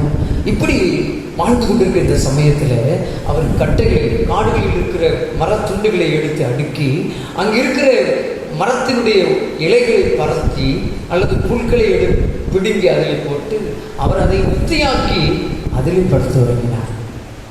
என் ஆண்டுடைய சுவிசேஷத்திற்காக, என் ஆண்டுடைய நாமம் அறிவிக்க வேண்டும் என்பதற்காக உலகத்தின் எல்லா சம்பத்துகளையும் உலகத்தின் எல்லா ஐஸ்வர்யங்களையும் எல்லா சுகதுக்கங்களையும் விட்டுவிட்டு இயேசுவுக்காக இயேசுவின் சுவிசேஷத்திற்காக இயேசுவின் வார்த்தையை அறிந்து கொள்ளாமல் மடிந்து கொண்டிருக்கும் ஜனங்களுக்காக நான் இப்படி எல்லாவற்றையும் இழந்து விடுவேன் என்று சொல்லி தன் வாழ்க்கையை ஆண்டவருக்காக கொடுத்து விட்டு அங்கே படுத்து கிடந்தார். என் அன்புக்குரியவர்களே, நான் ஆண்டவருக்காக என்னத்தை இழக்கப் போகிறேன்? எனக்கு உள்ளது எல்லாத்தையும் நான் கொடுக்க போறேனா? அப்படி வேண்டாம், அப்படி கொடுக்க சொல்லலாம். உங்களால் இயன்றதை ஆண்டவருக்கு நிச்சயமாக கொடுக்க வேண்டும். அன்றைக்கு டேவிட் தன் வாழ்க்கையை கொடுக்காத இருந்திருந்தால் இந்த சிவப்பந்தியர் மத்தியிலே இந்த ஊழியங்கள் நடந்திருக்குமா? செப்பிந்தியர்கள் ஆண்டவரை ஏற்றுக்கொண்டிருப்பார்களா? இந்தியராகிய நாம், ஏன் தமிழ்நாட்டில் பிறந்தவர்களாகிய நாம் இயேசுவை அறிந்திருக்க முடியுமா? இயேசுவை நாம் ஆராதித்துக் கொண்டிருக்க முடியுமா? அவர் எல்லாவற்றையும் விட்டு அவர் காடுகளிலே போய் அப்படி கிடந்தார். சில சமயங்களில் அவர் அந்த காடுகளிலே இருக்கும்போது அவரிடத்தில் கூட இருப்பது அந்த மொழிபெயர்ப்பாளர் மட்டும்தான். அவர் யோசித்து பார்த்தார், என்னுடைய மனபாரங்களை இன்னொருடத்தில் பகிர்ந்து கொள்வதற்கு யாரும் இல்லையே என்று சொல்லி ஏங்கினார். மட்டுமல்ல, என்னோடு கூட ஜெபிப்பதற்கு யாரும் இல்லையே என்று சொல்லி ஏங்கினார். கூடி ஜெபிப்பதற்கு. அன்புக்குரியவர்களே, நீங்கள் சற்று உங்களுடைய இருதயத்தை திறந்து பாருங்கள். உங்களுக்காக சிறந்த ஒரு ஆலயம் கொடுக்கப்பட்டிருக்கு. உங்களுக்காக உங்கள் அருகாமையிலே உங்களுடைய உறவினர்கள் இருக்கிறார்கள், அல்லது திருச்சபையின் பிள்ளைகள் இருக்கிறார்கள். என்றைக்காவது பூட்டி கிடக்கிற ஆலயத்தை திறந்து செபிப்போம் என்று நீங்கள் சிந்தித்திருக்கிறீர்களா? ஆனால் அவர் எப்படி யோசித்தார்? யாரும் இல்லாத காட்டுக்குள்ளே, ஆண்டவரை அறியாத ஜனங்கள் மத்தியிலே என்னோடு கூட செபிக்க யாரும் இல்லையே என்று சொல்லி ஒவ்வொரு நாளும் கண்ணீர் விட்டுக் கொண்டிருந்தார். ஆனால் இன்றைக்கு சுதந்திரமாக திருச்சபை உங்களுக்கு கொடுக்கப்பட்டிருக்கிறது. ஆனால் நாம் இரவு வேளையெல்லாம் பூட்டப்பட்டிருக்கிறார், பகல் வேளையெல்லாம் ஆராதனை பூட்டப்பட்டிருக்கிறது. என்ன ஒரு வேதனை பாருங்கள். இங்கே ஒருவர் வீட்டிருக்கிறார், இங்கே ஒருவர் கரங்களை நீட்டி கொண்டிருக்கிறார். என் மகள், என் மகள் என்னை தேடி வரமாட்டானா, என்னை தேடி வரமாட்டானா என்று கரம் நீட்டி காத்து கொண்டிருக்கிற, சிறுவையிலே தொங்கி அழைத்து கொண்டிருக்கிற ஜீவன் உள்ளவர் அவர் இப்படி கதறி கொண்டிருக்கிறார், அவர் இப்படி கண்ணீர் விட்டுக் கொண்டிருக்கிறார். யாருக்காக தெரியுமா? ஆண்டவரை ஏற்றுக்கொண்டவன், நான் கிறிஸ்தவன் என்று சொல்லிக் கொள்கிற உங்களையும் என்னையும் அவர் எதிர்பார்த்து கொண்டிருக்கிறார். அழைத்து வர்றோமா? அழைத்து ஜெபிக்கிறோமா? ஆனால் டேவிட் இப்படி கதறி கொண்டிருக்கிறார். அன்புக்குரியவர்களே, அவருக்கு ஆறுதல் சொல்வதற்கும் தேர்தல் சொல்வதற்கும் யாரும் இல்லை என்று சொல்லி கடைசி அவர் அவருடைய குறிப்பை எழுதி வைக்கிறார். எனக்கு ஆறுதலும் தேர்தலும் ஒருவர் இருக்கிறார், அவர் என்னோடு இருக்கிறார். அல்லேலூயா, அல்லேலூயா. அவர் மாத்திரம்தான் என்னோடு கூட இருக்கிறார் அப்படின்னு சொல்லிட்டு அவர் தன்னுடைய ஊழியத்தை அப்படியே செய்ய ஆரம்பித்தார். அவர் தெரிந்து கொண்ட இந்த இந்திய ஜனம், அதாவது ஆதிவாசி ஜனம், அவர்கள் நல்லவர்கள் அல்ல, அவர்கள் மிக மிக கொடியதானவர்கள், கொடுமையானவர்கள். அவர்கள் இயேசுவை மிக எளிவாக ஏற்றுக்கொள்ளக்கூடியவர்கள் அல்ல, மிகவும் கொடுமையானவர்கள். அவர்கள் மத்தியிலே நான் போய் ஆண்டவரை அறிவிக்க வேண்டும் என்று தெரிந்து கொண்டேன், ஆனால் அது லகுவாக இல்லை என்று சொல்லி தன் மனதுக்குள்ளே ஏங்கிக் கொண்டு பின்வாங்கி போகாமல் ஒரே நோக்கத்தோடு பரிசுத்த பவுலடியார் இப்படி சொல்லுகின்றார், கிறிஸ்து இயேசு என்னை அழைத்திருக்கிறார், ஆகினாலே அந்த பரம அழைப்பின் பந்தய பொருளுக்காக நான் எங்க போறேன்? லக்கை நோக்கி எனக்கு ஒரு லக்கு இருக்குது, அந்த லக்கை மாத்திரம் தான் நான் தொடர்பேன் அப்படின்னு சொல்லிட்டு இந்த இந்திய மக்களாகிய இவர்கள் நோக்கி தான் அவர்கள் சென்று கொண்டே இருந்தார். போற பாதையெல்லாம் அவங்க யாரை வணங்கினாங்க தெரியுமா? அவங்க மரத்தை வணங்கினாங்க, இயற்கையாகிய தீயை வணங்கினாங்க, ஆடுகளை வணங்கினாங்க, பறவைகளை வணங்கினாங்க, விலங்குகளை வணங்கினாங்க. இப்படிப்பட்ட சமயத்தில் வாழ்ந்து கொண்டிருந்த மக்களைத்தான் இவர் தேடி போனார். ஏற்றுக்கொள்வது எளிதல்ல. ஆகினாலே இப்படிப்பட்ட கிராமங்கள் இன்றைக்கும், இந்த ஆதிவாசி கிராமங்கள் நீங்கள் போனீங்கன்னா ஒரு கிராமத்துக்கு ஒரு தலைவர் இருப்பான். அவன் என்ன சொன்னானோ அதுபடி தான் செய்யணும். அதை மீறினாக்கி சொன்னாக்கினா அவனுடைய உயிர் அவங்க கையில் கிடையாது. நீங்கள் இப்போ கூட நீங்கள் பார்க்கலாம், சில ஊர்களில் அது அப்படி நடந்துக்கிட்டு இருக்கு. அப்போ ஆதிவாசி ஊர்கள் எப்படி இருக்கு பாருங்களேன். அந்த கிராமத்துக்குள்ளே யாரும் நுழைய முடியாது, அந்த கிராமத்துக்கு ஈஸியாக நுழைய முடியாது. அப்படி தான் அங்கே வச்சுருந்தாங்க. இது ஆதிவாசி கிராம மக்கள் வாழ்கின்ற இடத்துல ஒரு பூஜாசாரி இருப்பார், அவர் தான் தலைவர். இவர் பூஜை போட்டு என்ன சொல்கிறாரோ அதுதான் அவங்க ஏற்றுக்கொள்ளணும். அந்த பூஜாசாரிக்கு ஒரு நாள் கோபம் வந்துச்சு. இடம் கோபம் சொன்னாங்க, இவனை இந்த ஒரு கிராமத்துக்குள்ளே விடக்கூடாது, இவன் எப்படி இயேசு நாமத்தை அறிவிக்கலாம் அப்படின்னு சொல்லி அவனுக்கு பயங்கரமாக கோபம் வந்தது. அப்போ அவன் சும்மா விடுவான்னு நினைக்கிறீங்களா? சும்மா விட மாட்டான் இல்லையா? அவன் மக்களை ஏவி விடுவான். மக்களை ஏவி விட்டு எப்படியாவது தடுக்கணும் அப்படின்னு சொல்லி அவன் யோசிப்பான். ஆனால் ஆண்டவர் அவர் எளிதாக விட மாட்டார் இல்லையா? ஆபிரகாமுக்கு ஆண்டவர் வாக்கு கொடுத்தார், நான் சர்வவல்லமையுள்ள தேவன். அல்லேலூயா, நான் சர்வவல்லமையுள்ள தேவன்.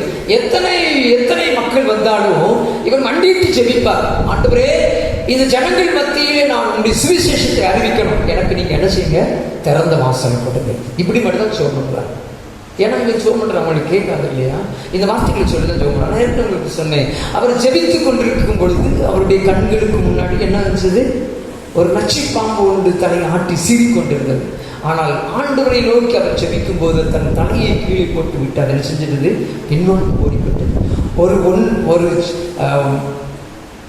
மனுஷன் புத்தியை அறியாத 5 அறிவுள்ள ஒரு ஜீவன் அது ஆண்டவருடைய வார்த்தைக்கு கீழ்ப்படியும் என்றால் உங்களையும் என்னையும் கீழ்ப்படுத்துவதற்கு ஆண்டவர் வல்லவராக இருப்பார், இருக்க மாட்டாரா?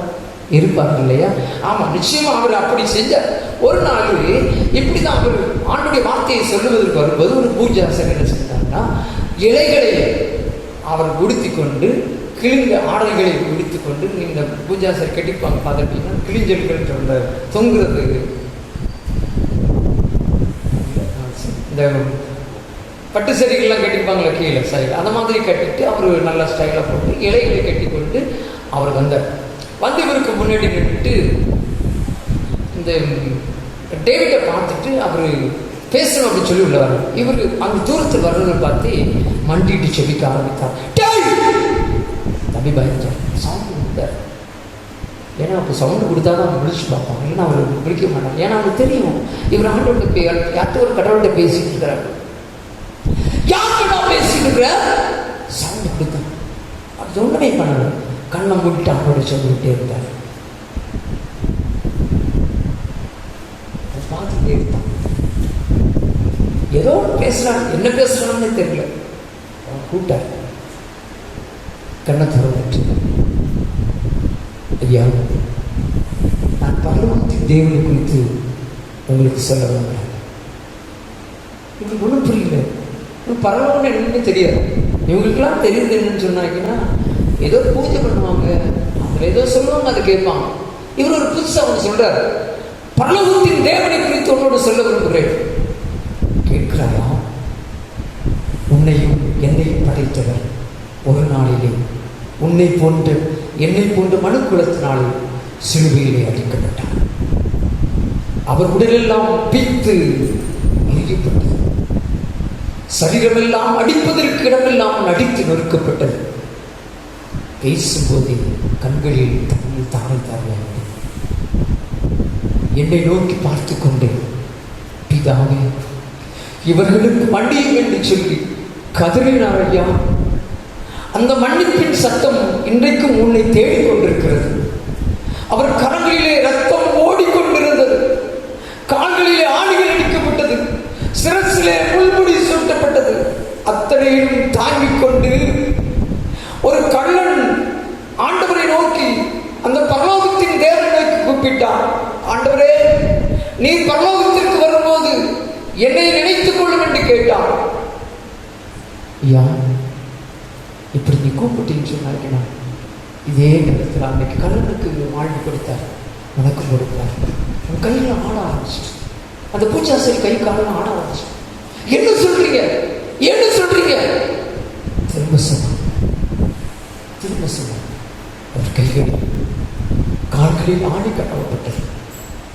ஓடி ஒருத்தன் கன்னத்தில் அழுந்தான், நெஞ்சிலே ஈட்டியால் குத்தினான். ரத்தம் நீரும் ஓடி வந்தது. அதிலே மூழ்கினவன் தான். அந்த ரத்தமும் தண்ணீரும் மூழ்கி நான் மீண்டும் பிறந்திருக்கிறேன். மீண்டும் நீ பிறப்பாயா சகோதரா? மீண்டும் நீ பிறப்பாயா? இந்த வார்த்தை அவன் காதுகளில் துளைத்து விட்டது, துளைத்து விட்டது. மீண்டும் நீ பிறப்பாயா? மீண்டும் நீ பிறப்பாயா? அன்பு திருச்சபை பிள்ளைகள், இன்றைக்கு உங்களையும் ஆண்டவர் இப்படித்தான் கேட்கிறார். தாயின் வயிற்றில் பிறந்த நீ மீண்டும் பிறக்கும்படியாய் ஆண்டவர் என்னையும் உங்களையும் பார்த்து கேட்கிறார். எப்படி பிறக்க முடியும்? அன்று வேதத்திலே கூட கேள்வி கேட்கப்பட்டது. மீண்டும் பிறக்க வேண்டும் என்றால் மீண்டும் தாய் வயிற்றுக்குள் செல்ல வேண்டும் என்றால் என் ஆண்டவரிடத்திலே மண்டியிட்டு பாவங்களை அறிக்கை செய்து பரிசுத்த ஆவியினாலே நாம் முத்திரை போடப்பட்டு விட்டால் மீண்டும் பிறக்கப்பட்டு விட்டோம். அதற்காக சிலர் சொல்லுகின்றபடி ஏதோ நாம் செய்ய வேண்டும், அப்படி செய்தால் தான் இப்படி செய்தால் அல்ல. தனி அறைக்குள்ளே யார் யாரெல்லாம் மண்டியிட்டு அவர்களை அழைக்கிறார்களோ அத்தனை பேரும் அவருடைய பிள்ளைகள் தான். ஆர்ப்பாட்டம், பாட்டுகள், ஆர்ப்பாட்டங்கள் இதெல்லாம் ஆண்டவருக்கு தேவையில்லை. அமைதியாக உன் இதயத்தை பூட்டிக் கொண்டு, இதயாரை பூட்டிக் கொண்டு இதயத்திற்குள் செபித்தால் கூட உங்களுக்கும் ஆண்டவர் பதில் செய்வார். அன்றைக்கு அந்த பூஜாசரிக்கு இந்த வார்த்தையை சொன்னான், மண்டியிட்டான், அங்கேயே மண்டியிட்டான், ஆண்டவரை ஏற்றுக்கொண்டான். இப்பதான் அவனுக்கு ஒரு புத்துயிர் வந்தது. ஐயோ, இத்தனை நாட்களும் காடுகளிலும் மலைகளிலும் குட்டுகளிலும் நான் அலைந்து ஒரு ஆத்மாவை கூட என்னால் கண்டுபிடிக்க முடியவில்லை. இன்றைக்கு என் ஆண்டவர் என்னோடு கூட பேசி இருக்கிறார், ஒரு ஆத்மாவை கண்டுபிடித்து விட்டேன் என்று சொல்லி துள்ளி குதிக்க ஆரம்பித்து விட்டார். இப்பதான் அவருக்கு ஞாபகம் வந்துச்சு, அந்த பூசாரிக்கு பழைய வாழ்க்கை யோசித்து பார்க்கிறாரு. எப்படி தெரியுமா? அங்க ஒரு விழா வந்துட்டுன்னு சொன்னாங்கன்னா, அல்லது இவங்களை போனவங்க எல்லாம் யாராவது ஏதாவது செய்ய நினைச்சாங்கன்னா தீயை மூட்டுவாங்க. இந்த தீ எவ்வளவு உயரம் உயருதோ அவ்வளவு உயரம் குதிப்பாங்க. நம்ம அன்னைக்கு போட்ட படத்தில் நீங்கள் பார்த்துருப்பீங்க இல்லையா, எவ்வளவு வயதான ஆண்கள் கூட என்ன செஞ்சது, ஆடிச்சுங்க இல்லையா. அது போல இவங்கெல்லாம் ஆடுவாங்க. கொஞ்ச நாளைக்கு முன்னாடி கூட அவர் சொல்றார், கொஞ்ச நாளைக்கு முன்னாடி கூட உன்னை கொல்ல வேண்டும் என்று சொல்லி நான் பிரயத்தனம் பண்ணேன். யார் சொல்றாங்க? பூச்சார் சார் சொல்றார். எப்படி தெரியுமா? அவர் சொல்றார், நாங்கள் இவ்விதமாக பலவிதமான முயற்சிகள் செய்து அவங்க பாஷையில பலவிதமான தீய செயல்கள் பிசாசுகளை கொண்டு கட்டி உன்னை கொல்ல வேண்டும் என்று சொல்லி நாங்கள் கண்ணனும் கட்டினோம். ஆனால் அந்த பிசாசுகள் உன்னை ஒன்றும் என்ன செய்யல, சேதப்படுத்தவில்லை. அல்லேலூயா, அல்லேலூயா. பிசாசுகள் உன்னை ஒன்றும் சேதப்படுத்தவில்லை. உனக்குள்ளாக ஒரு ஜீவன் உள்ளவர் இருக்கிறார். அவர் சர்வவல்லமை உள்ள தேவன் தான். அல்லேலூயா. ஏற்றுக்கொண்டான். இப்ப நீங்க என்ன சொல்ல போறீங்க சொல்லுங்க பார்க்கலாம். அவர் ஏற்றுக்கொண்டதன் விளைவு அப்ப என்ன நடக்குங்க? அந்த கிராமமே என்ன செஞ்சிடும், ஆண்டவர் ஏற்றுக்கொள்ளும். அல்லேலூயா. அப்ப ஆண்டவர் எப்படி சந்திக்கிறார் பாருங்க இல்லையா.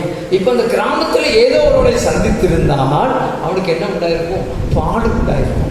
இந்த பூசாரி என்ன செஞ்சிருப்பாரு, பாடு நிறைய தண்டனை கொடுத்திருப்பாங்க. ஆனால் ஆண்டவர் யாரை தண்டி பிடித்தார் பார்த்தீங்களா? தலைமையை போய் தான் செஞ்சார், பிடிச்சார். அன்றைக்கு வேதத்தில் சொல்லப்பட்டிருக்கிறது. அப்போஸ்தலர் 9 அதிகாரத்தை நீங்கள் வாசித்து பார்த்தீங்கன்னா, ஆண்டவருடைய பிள்ளைகளை அப்படியே கூட்டம் கூட்டமாய் கட்டி இழுத்து துன்பப்படுத்தி கொலை செய்து கொண்டிருந்த ஒரு மனிதன் ஒருவன் இருந்தான். அவன் பேர் என்ன பேரு? சவுல். ஆண்டவருக்கு சரியான நேரத்திலே சவுலை போய் பிடித்து, சவுலே சவுலே நீ ஏன் என்னை துன்பப்படுத்துகிறார், உள்ளில் உதைக்கிறது உனக்கு கடினமா என்று சொல்லி பேசினார். ஆண்டவரை நான் என்ன செய்ய சித்தமாயிருக்கிறேன் ஒப்புக்கொடுத்தான். பார்த்தீங்களா, தலைமையை பிடிச்சுதான் ஏராளமான திருச்சபை ஆண்டவர் நிறுவினார். அப்படித்தான் இந்த கிராமத்தில் உள்ள பூசாரி ஆண்டவர் பிடிச்சு மக்களை கொண்டு வந்துட்டார். இப்போ அவருக்கு ரொம்ப மகிழ்ச்சியா இருந்துச்சு. இப்போ அடுத்த கிராமத்துக்குள்ள போறாரு. அங்க ஒரு கூட்டம் கூடியிருந்து என்ன செய்றாங்க, வழக்கம் போல தீ எரிஞ்சுக்கிட்டு இருக்குது. தீயை சுற்றி சிறியோர் பெரியோர் வயோதிபர் மூத்தோர் எல்லாரும் சேர்ந்து ஒரே ஆர்ப்பாட்டம் ஆடிக்கொண்டிருக்கிறாங்க. அவங்களுக்கு சொன்ன விழான்னு சொன்னா அவங்களுக்கு கொண்டாட்ட மாட்டாங்க இல்லையா. தீ எரிந்து கொண்டிருக்கிறது. தீ நாம் எவ்வளவு உயர்கிறதோ அவ்வளவு உயரமாய் குதித்து கொண்டிருக்கிறார்கள். இவர் தூரத்தில் இருந்து பார்த்து கொண்டே இருக்கிறார். ஐயோ, என் ஜனம் அழுகிறது, என் ஜனம் அழிந்து கொண்டிருக்கிறது. உங்களுக்கு இந்த கரிசனை இருக்குதா? நீங்களும் நானும் மனுஷன் தானே. ஆனால் ரோட்டிலே கிறிஸ்துவை அறியாத ஏதோ ஒருவனுக்கு இருக்கிற கரிசனை கிறிஸ்துவை ஏற்றுக்கொண்ட எனக்குள்ளும் உங்களுக்குள்ளும் இன்னும் வருவதில்லை. ஏன் யோசித்து பாருங்க. ஒருத்தன் அடிபட்டு கிடக்கிறான்னு சொன்னாக்கினா நான் தூக்க போக மாட்டேன். தூக்குனாக்கினா காவல்துறையில் என் மேலே நினைச்சுவாங்க, வழக்கு பதிவாங்க. நாம் என்னுடைய நாட்கள் பூரா இங்கே அலையணும், நீதிமன்றத்துக்கு அலையணும். எனக்கு தெரியும். ஆகினால் நான் நினைச்ச மாட்டேன், போக மாட்டேன். அது அல்ல ஆண்டவர். இங்க பாருங்க, இந்த ஜனத்துக்கு கூட டேவிட் கடந்து சென்றால் அவனை கொண்டு விடுவார்கள், அவருக்கு தெரியும். ஆனால் தைரியமாய் ஒளிந்திருந்து அவர்கள் குதித்து முடிக்கு வரைக்கும் காத்திருந்து அவர்கள் குடித்து வெறித்து ஆடி முடித்த பின்பு இயேசுவை அறிவிக்க கடந்து சென்றார். அல்லேலூயா. சமயம் பார்த்து அந்த ஜனங்களை கடந்து சென்றார். அவரிடத்தில் போய் ஆண்டவர் சொன்னார், எண்ணற்ற இடையூறுகள், எண்ணற்ற சோதனைகள், எண்ணற்ற வேதனைகள் எல்லாவற்றையும் தாங்கிக் கொண்டு அவன் உள்ளே கடந்து சென்றான். ஒரு சமயம் அவர் சொல்றார், என் வாழ்க்கையில் எனக்கென்று எதுவும் இல்லை, நான் எதையும் சிந்திக்கவில்லை, நான் ஒன்று மாத்திரம் எனக்கு தெரியும், இறைவனுக்காக நான் வாழ்கிறேன், ஒரு கூட்ட ஜனத்தை நான் ஆயத்தப்படுத்துவேன் என்பது மாத்திரம் எனக்கு தெரியும். அதனால்தான் எசேக்கியேல் தீர்க்கதரிசி சொல்லப்பட்டிருக்கிறது, நீ ஆயத்தப்படுத்து, அந்த கூட்டத்துக்கு எப்படி இரு, காவலாளனாய் அப்படின்னு சொல்லிட்டார் இல்லையா. இதை மாத்திரம் அவர் வைத்துக் கொண்டு அவர் கடந்து சென்றார். அப்படி கூட்டத்துக்குள்ள போகும்போதுதான் அவர் காடு மலை காடு இதெல்லாம் போகும்போது சில சமயங்களில் குளிர் அடிச்சது, சில சமயங்களில் மழை பெய்யுது. இதெல்லாம் அவருடைய சரீரம் ஏற்கனவே சொல்லியிருக்கு, அவருக்கு காசம் இருக்குது. இதெல்லாம் வைத்துக் கொண்டு அவரால் சமாளிக்க முடியவில்லை. ஒரு சமயம் அவர் அந்த வேதனையை துடித்தார், அந்த குளிர் தாங்க முடியாமல் வேதனைப்பட்டார். அப்போதான் வேதத்தில் கூட ஒரு பாடல் சொல்லப்பட்டிருக்கிறது, இன்னும் கூட சேர்ந்து பாடுங்களேன். வல்ல தேவரீர் அல்லவோ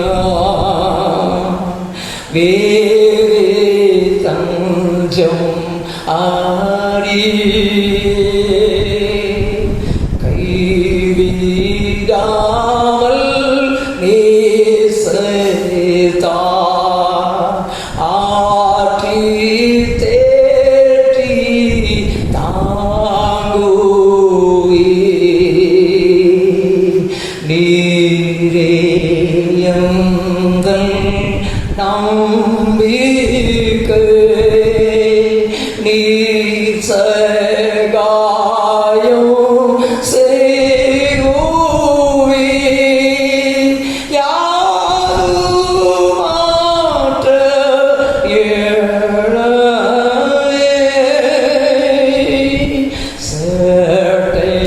சட்டையாலே மூடுவே. இந்த பாடல் ஆங்கிலத்தில் இருக்குது. ஆங்கிலத்தில் உள்ள பாடல் தான் நான் தமிழில் பாடிட்டுருக்கேன். நமக்கு இதில் இருக்குது. அவர் தன்னுடைய கரங்களை உயர்த்தி கொண்டு முடியாத வேலையில் தன் சரீரம் சோர்வுழுத போலையில் ஆண்டவர் நோக்கி போய் பாடினார்.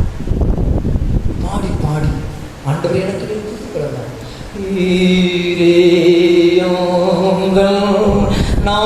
நம்பிக்கை நீ சகாயம்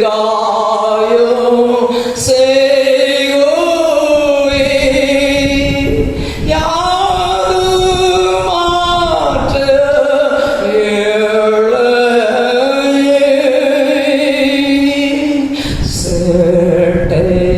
சட்டையாலே மூடுவே. பாடி முடிச்சாரு. ரத்தமா மாத்தி கக்கினார். ஆண்டவரே, எனக்கு கொடுத்திருக்கிற காலம் இவ்வளவுதானா? இன்னும் நான் ஏராளமான மக்களை சந்திக்க வேண்டுமே என்று கதறினார். தனக்காக அல்லங்க, தான் வாழ்க்கைக்காக அல்லங்க, அழிந்து கொண்டிருக்கும் ஜனங்களுக்காக ஏராளமான ஜனங்களை நோக்கி கொண்டு கதற ஆரம்பித்தார். படுக்கையிலே கிடந்தார். இரவு வேளையெல்லாம் அத்தரத்தமாக கக்கினார். குளிர் தூக்கி ஆட்டி எடுத்து அப்படியே படுத்தவர் இறைவனோடு பேச ஆரம்பித்தார். கண்கள் மூடியது. கண்கள் மூடிக்கொண்டே ஆண்டவரத்தை மீண்டும் பேச ஆரம்பித்தார். நான் யாவது மாற்றேன், உங்களுடைய சட்டையால் என்னை மூடு. ஒரு வேதத்தில் சொல்லப்பட்டபடி உன்னதமானவரின் மறைவில் இருக்கிறவன் சர்வ வல்லவரின் நிலையில் தங்குவான் என்று சொல்லியிருக்கிறது. உங்களுடைய சட்டைகளின் நிலையில் எனக்கு அடைக்கலம் உண்டா? என் ஜனம் சாகிறதப்பா, சாக போகிற என் ஜனத்திற்கு இன்னும் நான் வசனத்தை சொல்லி முடிக்கவில்லை என்று சொல்லி கடைசி தருவாயிலும் கண்ணீர் விட்டு கதறினார். காலையிலே ஒரு புதிய பலம் கிடைத்தது. அல்லேலூயா. ரத்தமெல்லாம் வெளியே போனாலும் அதிகாலமே அவருடைய சரீரத்திலே புதிய பலன் கிடைத்தது. கர்த்தருக்கு ஏசாயா 40ஆம் அதிகாரத்தில் சொல்லப்பட்டது, கர்த்தருக்கு காத்திருக்கிறவர்களோ புது பலனடைந்து சட்டைகளை அடித்து விடுவார்கள். ஆம், எனக்கு அருமையானவர்களே, ஆண்டவருக்கு காத்திருக்கிற டேவிட் புதிய பலனை பெற்று காலையிலே எழுந்து மீண்டுமாக அவர் நேசித்த தன் ஜனங்களை பார்க்கும்படியாக கடந்து சென்றார். அவருக்கு தெரியும் இன்னும் என் பணி முடியல. யோசித்தாரு. எனக்கு நிறைய நேரங்களில் ஏராளமான வாய்ப்புகள் வந்தது. என் சொந்த தேசத்தில் போதகராக பணியாற்றும் சொல்லி வாய்ப்பு வந்தது. யோசித்து பார்த்தார், நான் ஒருவேளை போதகராக பணியாற்றி இருந்தால் இந்த செவ்விந்தியர்கள், இந்த இந்தியர்கள் ஆண்டவரை ஏற்றுக்கொண்டிருப்பார்களா? சொல்லுங்க. நீங்க ஏற்றுக்கொண்டிருப்பீங்களா? இயேசுவே, நான் திருப்பி சொல்றேன். சரிங்களா? ஒரு கால்டுவெல், ஒரு சாயர் ஐயர், ஒரு போப் ஐயர், ஒரு கேரட் பிஷப், இல்ல ஒரு தோமா என்னை தேடி வராதிருந்தால் இன்றைக்கு நீங்களும் நான் ஒரு அங்கியை போட்டிருக்க முடியுமா? ஒரு பேண்ட் மாட்டிருக்க முடியுமா? ஒரு சேரி கட்டிருக்க முடியுமா? சொல்லுங்க. உங்க மனசு திறந்து. நிச்சயமா நிச்சயம் முடியாது. முடியும். நம்ம தேசம், நம்ம தமிழ்நாட்டில் இன்னும் ஆதிவாசிகள் வாழ்ந்து கொண்டிருக்கிறாங்க. அப்ப நான் மட்டும் ஏன் அப்படி வாழ்ந்து கொண்டிருக்கிறேன்?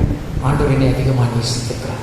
இது போன்ற ஒரு சுவிசேஷகன் தன் வாழ்க்கையை தொடர்ந்து உங்களையும் என்னையும் தேடி வந்ததுனால என் வாழ்க்கை இன்றைக்கு உலகத்திலே உயர்ந்து காணப்படுகிறது. நான் யாரையோ ஆள வேண்டும் என்று சொல்லி ஆளுகைக்கு நேராக நான் கடந்து கொண்டிருக்கிறேன். இல்லை என்றால் நான் ஒரு ஆசிரியர் தொழிலிலே விட்டிருக்க முடியுமா? முடியவே முடியாது.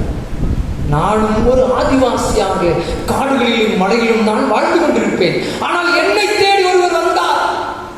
அவர் சர்வ வல்லமையுள்ள தேவன். ஆகினால் என்னை அவர் ரட்சிப்பின் வஸ்திரத்தினாலே உடுத்தி இன்றைக்கு என்னை அவர் என்ன செஞ்சிருக்கிறாரு? அழகு பார்த்து கொண்டிருக்கிறார். அல்லேலூயா. உங்க ட்ரெஸ்ஸை நீங்க பாருங்க, உங்களை அழகு பார்த்து கொண்டிருக்கிறார். என் பிள்ளை தம்முடைய ரட்சிப்பின் வஸ்திரத்தினால நீங்கள் உடுத்திருக்கிற சாதாரண விட கிடையாதுங்க. அது ஆண்டவருடைய ரத்தம் சிந்தி அவருடைய ரத்தத்தினால் மீட்கப்பட்ட ஆடையை நீங்கள் உடுத்திருக்கிறீர்கள். ஆண்டவருக்கு எவ்வளவு ஒரு சந்தோஷம் இருக்குங்களா? இப்படிப்பட்ட சமயத்தில் தான் அவர் இன்னும் யோசிக்கிறார். இன்னும் நான் சந்திக்க முடியாத ஏராளமான ஜனங்கள் இருக்குது. சங்கீதம் 126:3-5 சொல்லப்பட்டிருக்கிறது, கண்ணீரோடு விதைக்கிறவர்கள் சத்தமாக கெம்பீரத்தோடு இருப்பார்கள். இவர் தினமும் கண்ணீர் விட்டு ஆண்டவரிடத்திலே செபிக்க ஆரம்பித்தார். என் அன்பு திருச்சபையே, இந்த ஆலயத்திலிருந்து நீங்கள் கண்ணீரோடு செபித்தால் ஆண்டவருடைய கண்ணீருக்கு நிச்சயமாய் பதில் கொடுத்தே தீருவார். அது வீண் போகாது. வேதம் சொல்கிறது, உன் கண்ணீரில் எல்லாவற்றையும் நான் துருத்திகளில் எடுத்துக்கிறேன் பிடிச்சு வைத்திருக்கிறேன் சொல்றாருங்க. ஒரு சொட்டு கண்ணீருக்கு ஆண்டவர் பதில் வைத்திருக்கிறார். இந்த ஸ்தலத்திலே வந்து ஏறெடுக்கிற செபம் ஒரு நாளும் வீணாய் போவதில்லை. அன்றைக்கு டேவிட் காடுகளிலே நின்று மண்டையிட்டு இயேசுவை நோக்கி கரங்களை உயர்த்தி செபித்தார். ஆகினால்தான் பிரசங்கி 11:1 சொல்லப்பட்டிருக்கிறது. அழகான ஒரு வசனம். பிரசங்கி 11:1 உன் ஆகாரத்தை தண்ணீரின் மேல் போடு, அதன் பலனை அநேக நாட்கள் குடித்து நிச்சயம். இவர் அவர் நிறைய நாட்கள் குடி போராடினார். யோசித்து பார்க்கிறார், ஐயோ என் வாழ்க்கையில இன்னும் கிடைக்கவில்லை என்று சொல்லி போராடி இப்போ பார்த்தீங்கன்னா 1745 ஆண்டவருடைய 27வது வயசு. அப்ப யார மாதிரி இருப்பாங்க? நான் நல்ல விட வரும்னு பார்க்குறேன். யார மாதிரி இருப்பாங்கன்னு சொல்லுங்க. நான் பெற்றோர்கிட்ட கேட்குறேன், இங்கே கேட்க சரிங்களா? பெற்றோர் உங்ககிட்ட தான் கேட்குறேன், யார் மாதிரி இருப்பாங்க? சண்டை போட போயிருக்கலாம் சொல்லுங்க, சும்மா ஏதாவது சொல்லுங்க. யார் மாதிரி இருப்பாங்க? நேரம் ஆகிட்டு சீக்கிரம் ஆமீன் போடுங்க சார் அப்படி சொல்லுங்க. யார் மாதிரி இருப்பாங்க? சொல்ல மாட்டேங்கிறீங்க. ஏன்னா சொல்லிட்டாங்கன்னா ஆண்டவர் கேட்பார். உங்கள் வாயிலுக்கு வர வார்த்தை யார் கேட்பார்? ஆண்டவர் கேட்பார். சரிங்களா? யார மாதிரி இருப்பாங்கன்னா, இந்த டேவிட் உங்கள் பையன் உங்கள் பொண்ணு மாதிரி இருப்பாங்க. சரிங்களா? சரியா சரி இல்லையா? எல்லாரும் 27 வயசுக்குள்ள தான் உங்கள் பிள்ளைங்க இருக்காங்க. அப்படி இல்லையோ? இருக்காங்க இல்லையா? இருக்காங்க. இங்கே இருக்காங்க பாருங்க, இவங்கள மாதிரி. சரிங்களா? அதுக்கு தான் நான் இவங்களை விட்டுட்டு சொல்கிறேன். சரிங்களா? உங்கள் பிள்ளைங்கன்னா இது மாதிரி இருக்கிற டைமில் தான் அவர் எங்கே போயிட்டார்? ஊழியம் சொல்ல போயிட்டார். இப்போ அவர் 27வது வயதில் மீண்டும் அண்டிட்டு சொல்லிக்கிறார், ஆண்டவரே நான் சீக்கிரமாக கடந்து போயிடுவேன். என் சரீரம் என்ன செய்யல, ஒத்து போகல. அவர் அப்பப்போ வாந்தி எடுக்கிறார். அவருக்கு அந்த குளிர்னால அவருடைய நோய் அதிகரித்து கொண்டிருக்கு. 27வது வயதில் ஆண்டு எப்படி சொல்கிறார், சீக்கிரம் நான் செஞ்சுவேன், கடந்து போயிடுவேன், எனக்கு ஆத்துமாக்களை தார் அப்படி சொல்லி கேட்டார். அப்போதான் பரிசுத்த ஆவியானவர் இவர் மீது ஊற்றப்பட்டார். ஊற்றப்பட்ட உடனே இனி பேசுறது யாரு? டேவிட் பேச மாட்டார். யார் பேச மாட்டார்? பேசுகிறவர் நீங்கள் அல்ல. வசனத்தை முடிங்க. பேசுகிறவர் யார் பேசுவான்? பரிசுத்த ஆவியானவர். அல்லேலூயா. ஆமாங்க.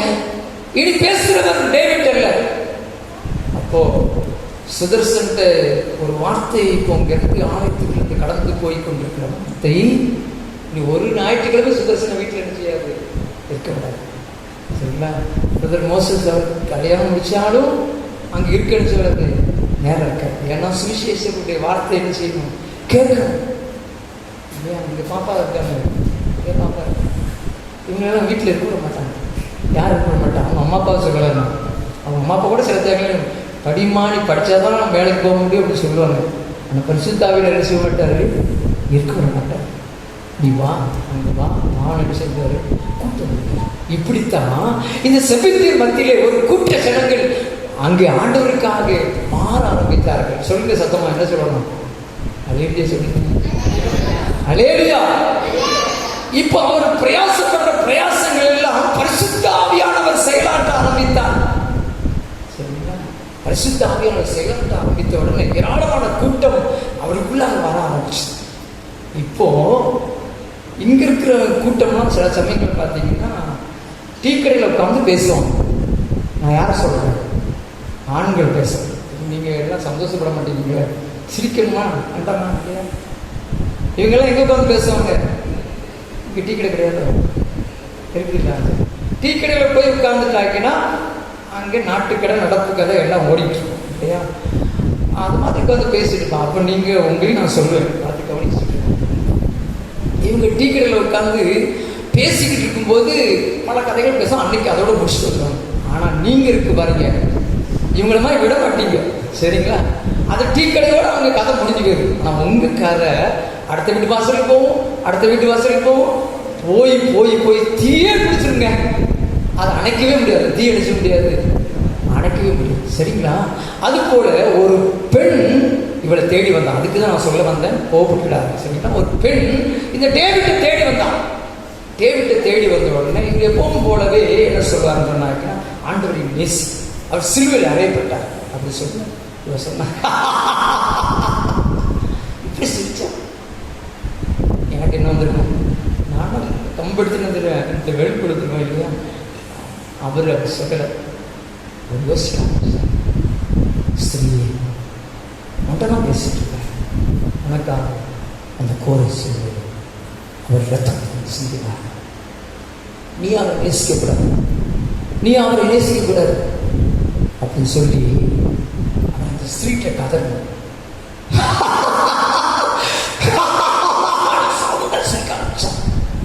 இன்னும் அதிகமா சிரிக்க விடாமல் சிரித்து கொண்டே இருந்தார்.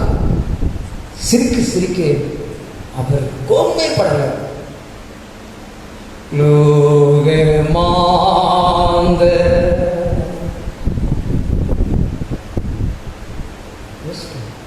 என்ன நான் சிரிக்கிறேன், இவர் என்ன என்னமோ பாடுறாரு, எடுத்து பாடுறாரு, ஒரு வீடு சிரிக்க ஆரம்பிச்சு.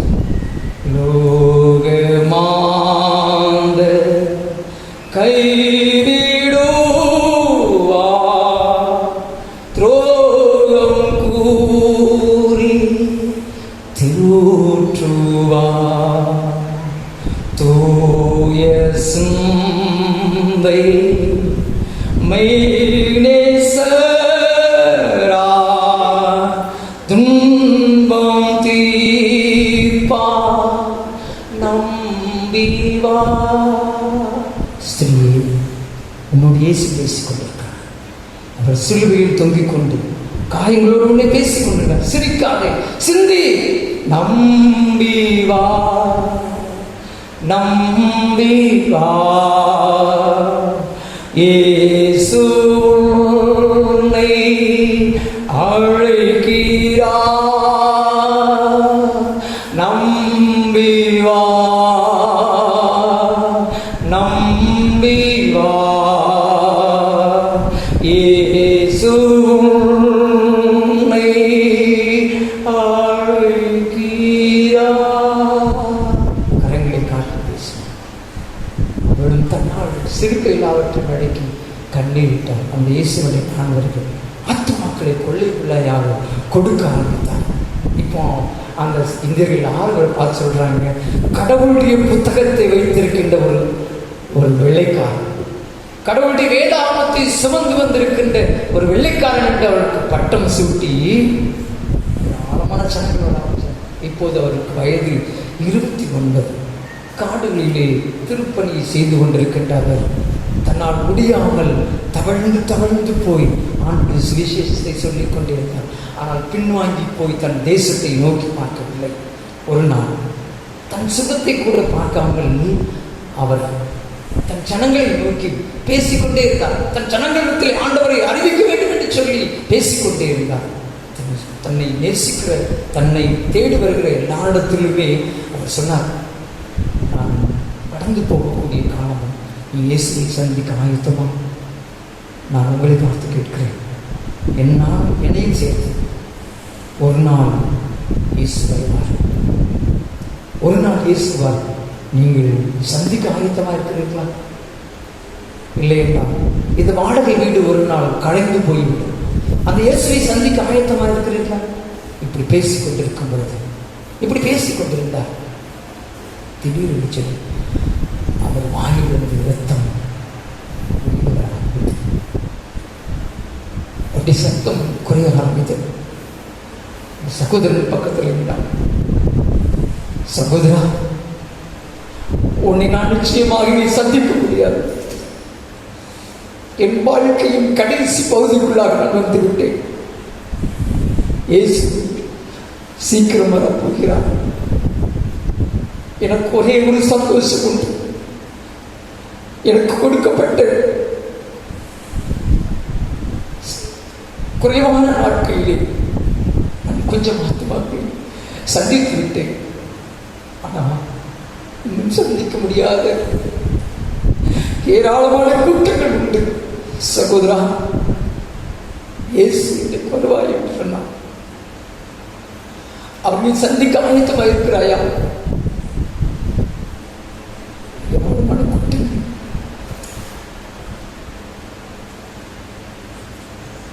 அந்த கிராமத்தில் உள்ளவர்கள், ஆதிவாசி ஜனங்கள் இயேசுவை ஏற்றுக்கொண்டவர்கள் தேவத்தை தேடி ஓடி வர ஆரம்பித்தார்.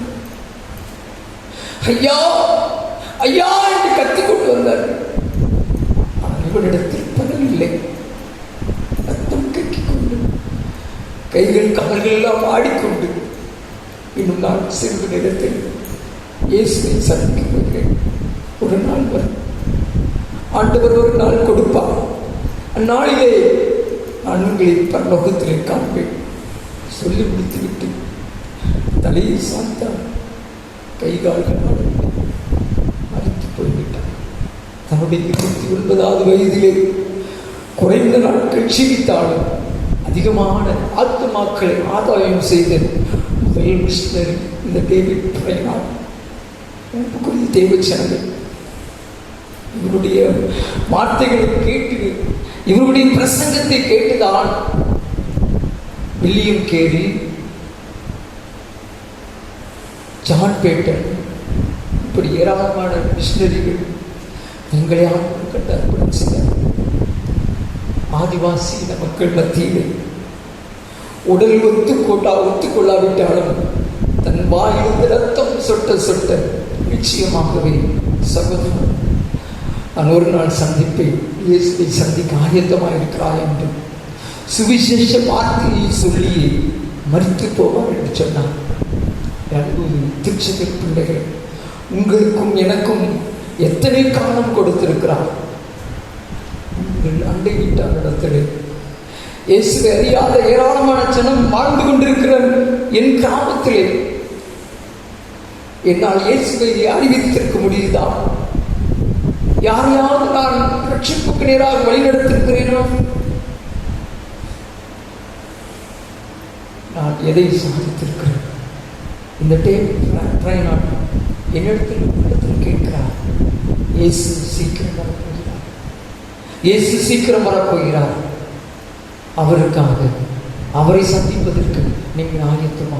ஒரு பாடல் பாடுவோம் இல்லையா? கரையேறியோதட்டை வெறும் கையோடு நான் வரும்போது உண்மை சந்திக்க முடியுமா? ஆண்டவரை, நான் வெறும் கையோடு ஆண்டவரை சந்திக்க முடியாது.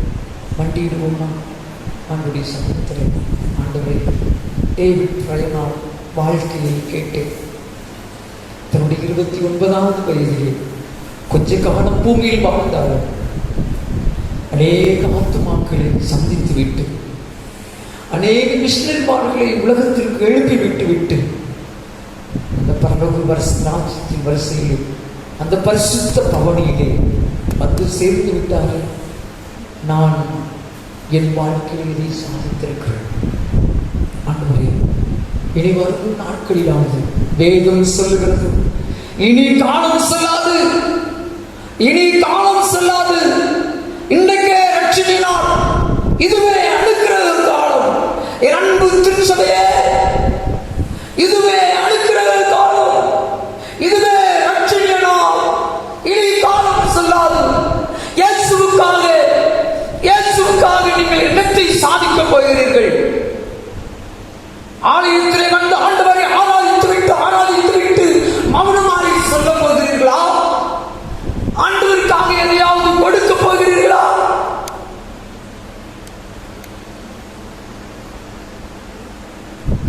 ஒன்று ஒன்றும் இல்லாவிட்டாலும் கூட என் ஆண்டுடைய ஆலயத்தில் வந்து அழிந்து போய் கொண்டிருக்கிற ஜனங்களுக்காக திறப்பின் வாசலில் நின்று ஜெபிப்பேன் என்று சொல்லி அர்ப்பணம் செய்வோமா?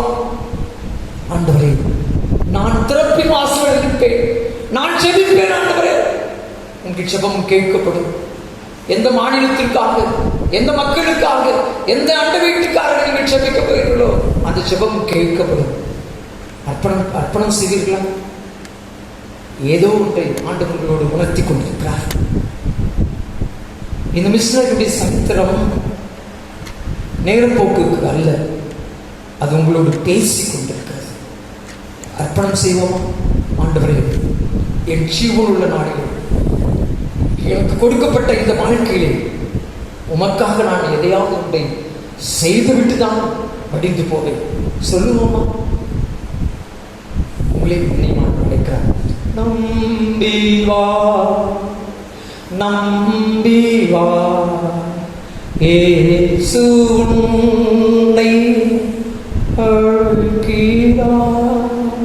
இயேசு உங்களை அழைக்கிறார். எல்லாரும் ஆண்டவரை ஒப்பு கொடுப்போம். ஆண்டவரே, இன்று முதல் என் வாழ்க்கை உங்களுக்கு ஒப்பு கொடுக்கிறேன். ஒரு ஆத்மாவையாவது மனம் திரும்ப செய்வதற்காக நான் ஜெப அந்த ஊழியத்தையாவது செய்வேன் என்று ஒப்பு கொடுப்போமா? நம்முடைய திருச்சபையில் கூட மருத்துவமனையிலே ஆலயத்திற்கு ஒழுங்காக வருகின்ற ஒரு வயது முதிர்ந்த பாட்டியம்மா சுகவீனத்தோடு மருத்துவமனையில் அனுமதிக்கப்பட்டிருக்கிறார்கள். இந்த வேளையிலே அவர்களுக்காக நாம் பார்த்து உச்சரிக்க போகிறோம். உங்களையும் அர்ப்பணம் செய்யுங்கள். அந்த தாயாருக்காக ஆண்டவரிடத்தில் நாம் ஜெபிக்க போகிறோம். ஆண்டவர் நம்முடைய ஆலயத்திலே ஜெபிக்கிற ஜெபத்திற்கு ஆண்டவர் பதில் கொடுத்து இந்த இதே நிமிடத்திலே அவர் தங்கியிருக்கின்ற இடத்திற்குள்ளாக தேவ ஆவியுடைய பிரசன்னம் மகிமை அங்கே இறங்கி விடுதலையாக்கும். நிச்சயமாக ஆண்டவர் அப்படி செய்வார். ஜெபிப்போமா? எல்லாரும் நீங்கள் ஒப்பு கொடுத்து விட்டு சொல்லுங்க. ஆண்டவரே, என்னை முதலாக ஒப்பு கொடுக்கிறேன், நான் அர்ப்பணிக்கிறேன். இனி வாழப்போகிற வாழ்க்கை வெறுமையானதல்ல, கிறிஸ்துவே ஜீவிக்கிறார், நான் அல்ல என்று சொல்லி அர்ப்பணிச்சிட்டீங்களா? அர்ப்பணிச்சிட்டீங்களா? வெறுமையா போகாதீங்க. ஆண்டவர் உங்களிடத்தில் கணக்கு கேட்பார். ஒரு நாள் வருவார். அவர் சகல தூதரோடும் பிரதான தூதரோடும் எக்கால சத்தத்தோடும் இந்த பூமிக்கு வரப்போகிறார். வெறும் கையோடு அவரை சந்திக்க முடியாது. திருச்சபையே, வெறும் கையோடு அவரை சந்திக்க முடியாது. அர்ப்பணம் செய்ய. ஆண்டவரே, நான் ஜெபத்தின் ஊழியத்தையாவது நான் செய்வேனப்பா சொல்லுங்க. ஆண்டவர்கிட்ட எல்லாரும் பார்த்தோடு என்னோடு கூட இணைந்து ஜெபியுங்கள். நேசிக்கிற ஆண்டவரே, மகிமையான அந்த வேலைக்காய் உமக்கு நன்றி செலுத்துகிறோம், ஸ்தோத்திரிக்கிறோம். டேவிட் பிரைனார்டுடைய வாழ்க்கையை குறித்து என்னோடு எங்களோடு நீ பேசினப்பா. குறைந்த வயதிலே உமக்காக ஒப்பு கொடுத்து ஜெபித்து ஜெபித்து ஜெபித்து ஆண்டவரை ஏராளமான ஆத்துமாக்களை கொள்ளை பொருளாக கொண்டு ஆண்டவரை கனிகளை அதிகமாக சுவைத்த ஒரு வாலிபன். உமக்கு நன்றி செலுத்துகிறோம், ஸ்தோத்திரிக்கிறோம். இன்றைக்கும் என் திருச்சபையை குறித்து இந்த பாடத்தை நடக்குள்ளாக தந்திருக்கிறதற்காக நன்றி ஆண்டவரே. ஆண்டவரே, நானும் இந்த உலகத்திலே ஜீவிக்கிற நாட்களிலே ஜெபித்து ஜெபித்து ஆத்துமாவை ஆதாயப்படுத்தும்படியாக என்னை சந்தித்ததும் நான் இன்றைக்கு அர்ப்பணித்திருக்கிறேன். ஆண்டவரை, என்று ஜெபித்திருக்கிற ஒவ்வொரு ஆத்மாவையும் என் தேவனுடைய நாமத்தில் தூக்கி எடுப்பீராக. ஆண்டவர், அன்பு வாலிப செல்வங்களுக்காக உமக்கு கோடாகோடி நன்றி செலுத்துகிறேன். ஆண்டவரே, இவர்களும் இவர்களும் இவர்களும் ஆண்டவரே ஒவ்வொரு நாளும் ஜெபித்து ஜெபித்து தன் வாழ்க்கையை எடுத்து வாலிப பிராயத்திலே சிருஷ்டிகளாகி உம்மை நினைத்து உமக்காக ஆண்டவர் வைராக்கியமாய் ஜீவிக்கும் அருள் தந்தரும்படியாக ஜெபிக்கிறோம். அப்பா, பெற்றோருடைய ஆவல்களை எங்கள் ஆண்டவர் நிறைவேற்றிடும். பெற்றோருடைய ஆவல்களை எங்கள் ஆண்டவர் நிறைவேற்றி தந்தருள்வீராக. ஆண்டவரே, உமக்கு நன்றி செலுத்துகிறோம் ராஜா. இன்றைக்கு ஆலயத்திலே சொல்லப்பட்ட ஒவ்வொரு வார்த்தைகளும் எங்கள் இதயத்திலே பேசுவதற்காக நன்றி செலுத்துகிறோம். ஆண்டவரை, விசேஷமாக ஆண்டவரை சுகவீனத்தோடு ஆலயத்தை அதிகமாய் நேசித்து ஆண்டவரை ஆலயத்தின் மணி ஒழிப்பதற்கு முன்பதாக உம்மை தேடி வருகின்ற தாயாருக்காக நன்றியோடு நாங்கள் துதிக்கிறோம், ஸ்தோத்திரிக்கிறோம். என்ன வியாதியா இருந்தாலும் இயேசு என்னும் நாமத்தினாலே அப்பா அந்த நோய்களை அப்புறப்படுத்துகிறார் என்று சொல்லி ஜெபிக்கிறோம். In the name of Jesus, ஆண்டவரே, உம்முடைய நாமத்தினாலே நீர் விடுதலை தரும்படியாக ஜெபிக்கிறோம். உம்முடைய இரத்தத்தினாலே பூசப்பட்டு ஆண்டவரே விடுதலை அவர்கள் தங்கியிருக்கிற இடத்திற்குள்ளாக தேவனுடைய அளவில்லாத வல்லமை உம்முடைய வார்த்தை கடந்து செல்வதாக சொல்லி ஜெபிக்கிறோம். இதே நேரத்திலே அன்றைக்கு ஆண்டவரே பேதுருடைய மாமி சிரமாய் கிடக்கும் போது ஆண்டவர் வார்த்தையினாலே கொடுத்த விடுதலை, அன்றைக்கு வேலைக்காக ஆண்டவரை 100க்கு அதிபதி ஆண்டவரை தேடி வேலைக்காரர்களுக்காக செபிக்கும் போது ஆண்டவரை நீ சொன்ன மாத்திரத்திலே வேலைக்காரர் சஸ்தமானானே, அந்த வார்த்தை, அந்த உயிர்த்தெழுதல் வல்லமை இன்னைக்கும் குறையாமல் இருப்பதற்காக நன்றி செலுத்துகிறோம். அன்பு தாயாரை உம்முடைய வல்லமை தொடுவதாக, உம்முடைய வல்லமை தொடுவதாக. சிலுவையிலே காயப்பட்ட கரங்கள் ஆண்டவரை தாயாரின் தலைமையில் வைக்கப்படுவதாக. நாங்கள் எல்லாரும் உடைய நாமத்தை மகிமைப்படுத்தும் வண்ணமாக ஆண்டவரே மாபெரும் காரியத்தை செய்யும்படியாக ஜெபிக்கிறோம். ஆண்டவரே உமக்கு காத்திருக்கிறவர்கள் ஒரு வெட்கப்பட்டு போவதில்லை. நீங்கள் அப்படி செய்ய மாட்டீங்க ஆண்டவரே. அந்த விசுவாசத்திலே எல்லாரும் இடத்திலே பாதத்திலே கட்சி இருக்கிறோம். ஆண்டவரே சுய நினைவு இல்லாவிட்டாலும் கூட ஆண்டவர் நீர் இப்பொழுது சந்தித்து கர்த்தாவே அவர்கள் பேசும்படியான வார்த்தைகளை நீர் கொடுப்பதற்காக ஸ்தோத்திரம் பண்ணுவேன். அப்படி செய்து ஆண்டவர் நீர் வேண்டுமாக நீர் அழைத்து நம்முடைய ஆலயத்தில் சேமிக்க திரும்படியாக செலுத்துகிறோம். ஆண்டவரை இங்கே அமர்ந்திருக்கிற மாலிக செல்வங்களுக்காக நமக்கு நன்றி செலுத்துகிறோம். சிறு பிள்ளைகளுக்காக நமக்கு நன்றி செலுத்துகிறோம். பெரியவர்களுக்காக நன்றி செலுத்துகிறோம். வயோதிகர்களுக்காக நன்றி செலுத்துகிறோம்.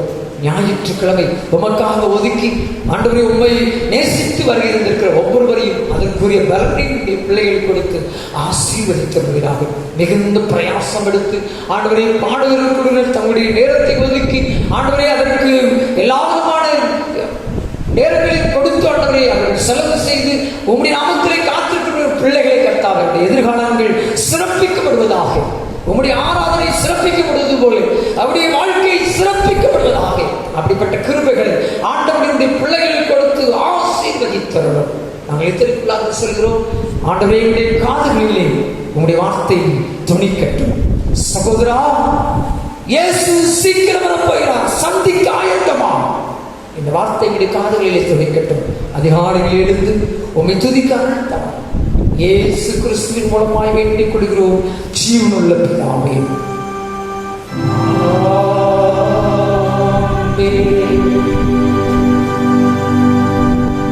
நம்முடைய கர்த்தராகிய இயேசு கிறிஸ்துவின் கிருபையும் பிதாவாகிய தேவனுடைய அன்பும் தூய ஆவியானவருடைய ஐக்கியமும் நம் அனைவரோடு கூட இப்போதைக்கும் இருப்பதாக.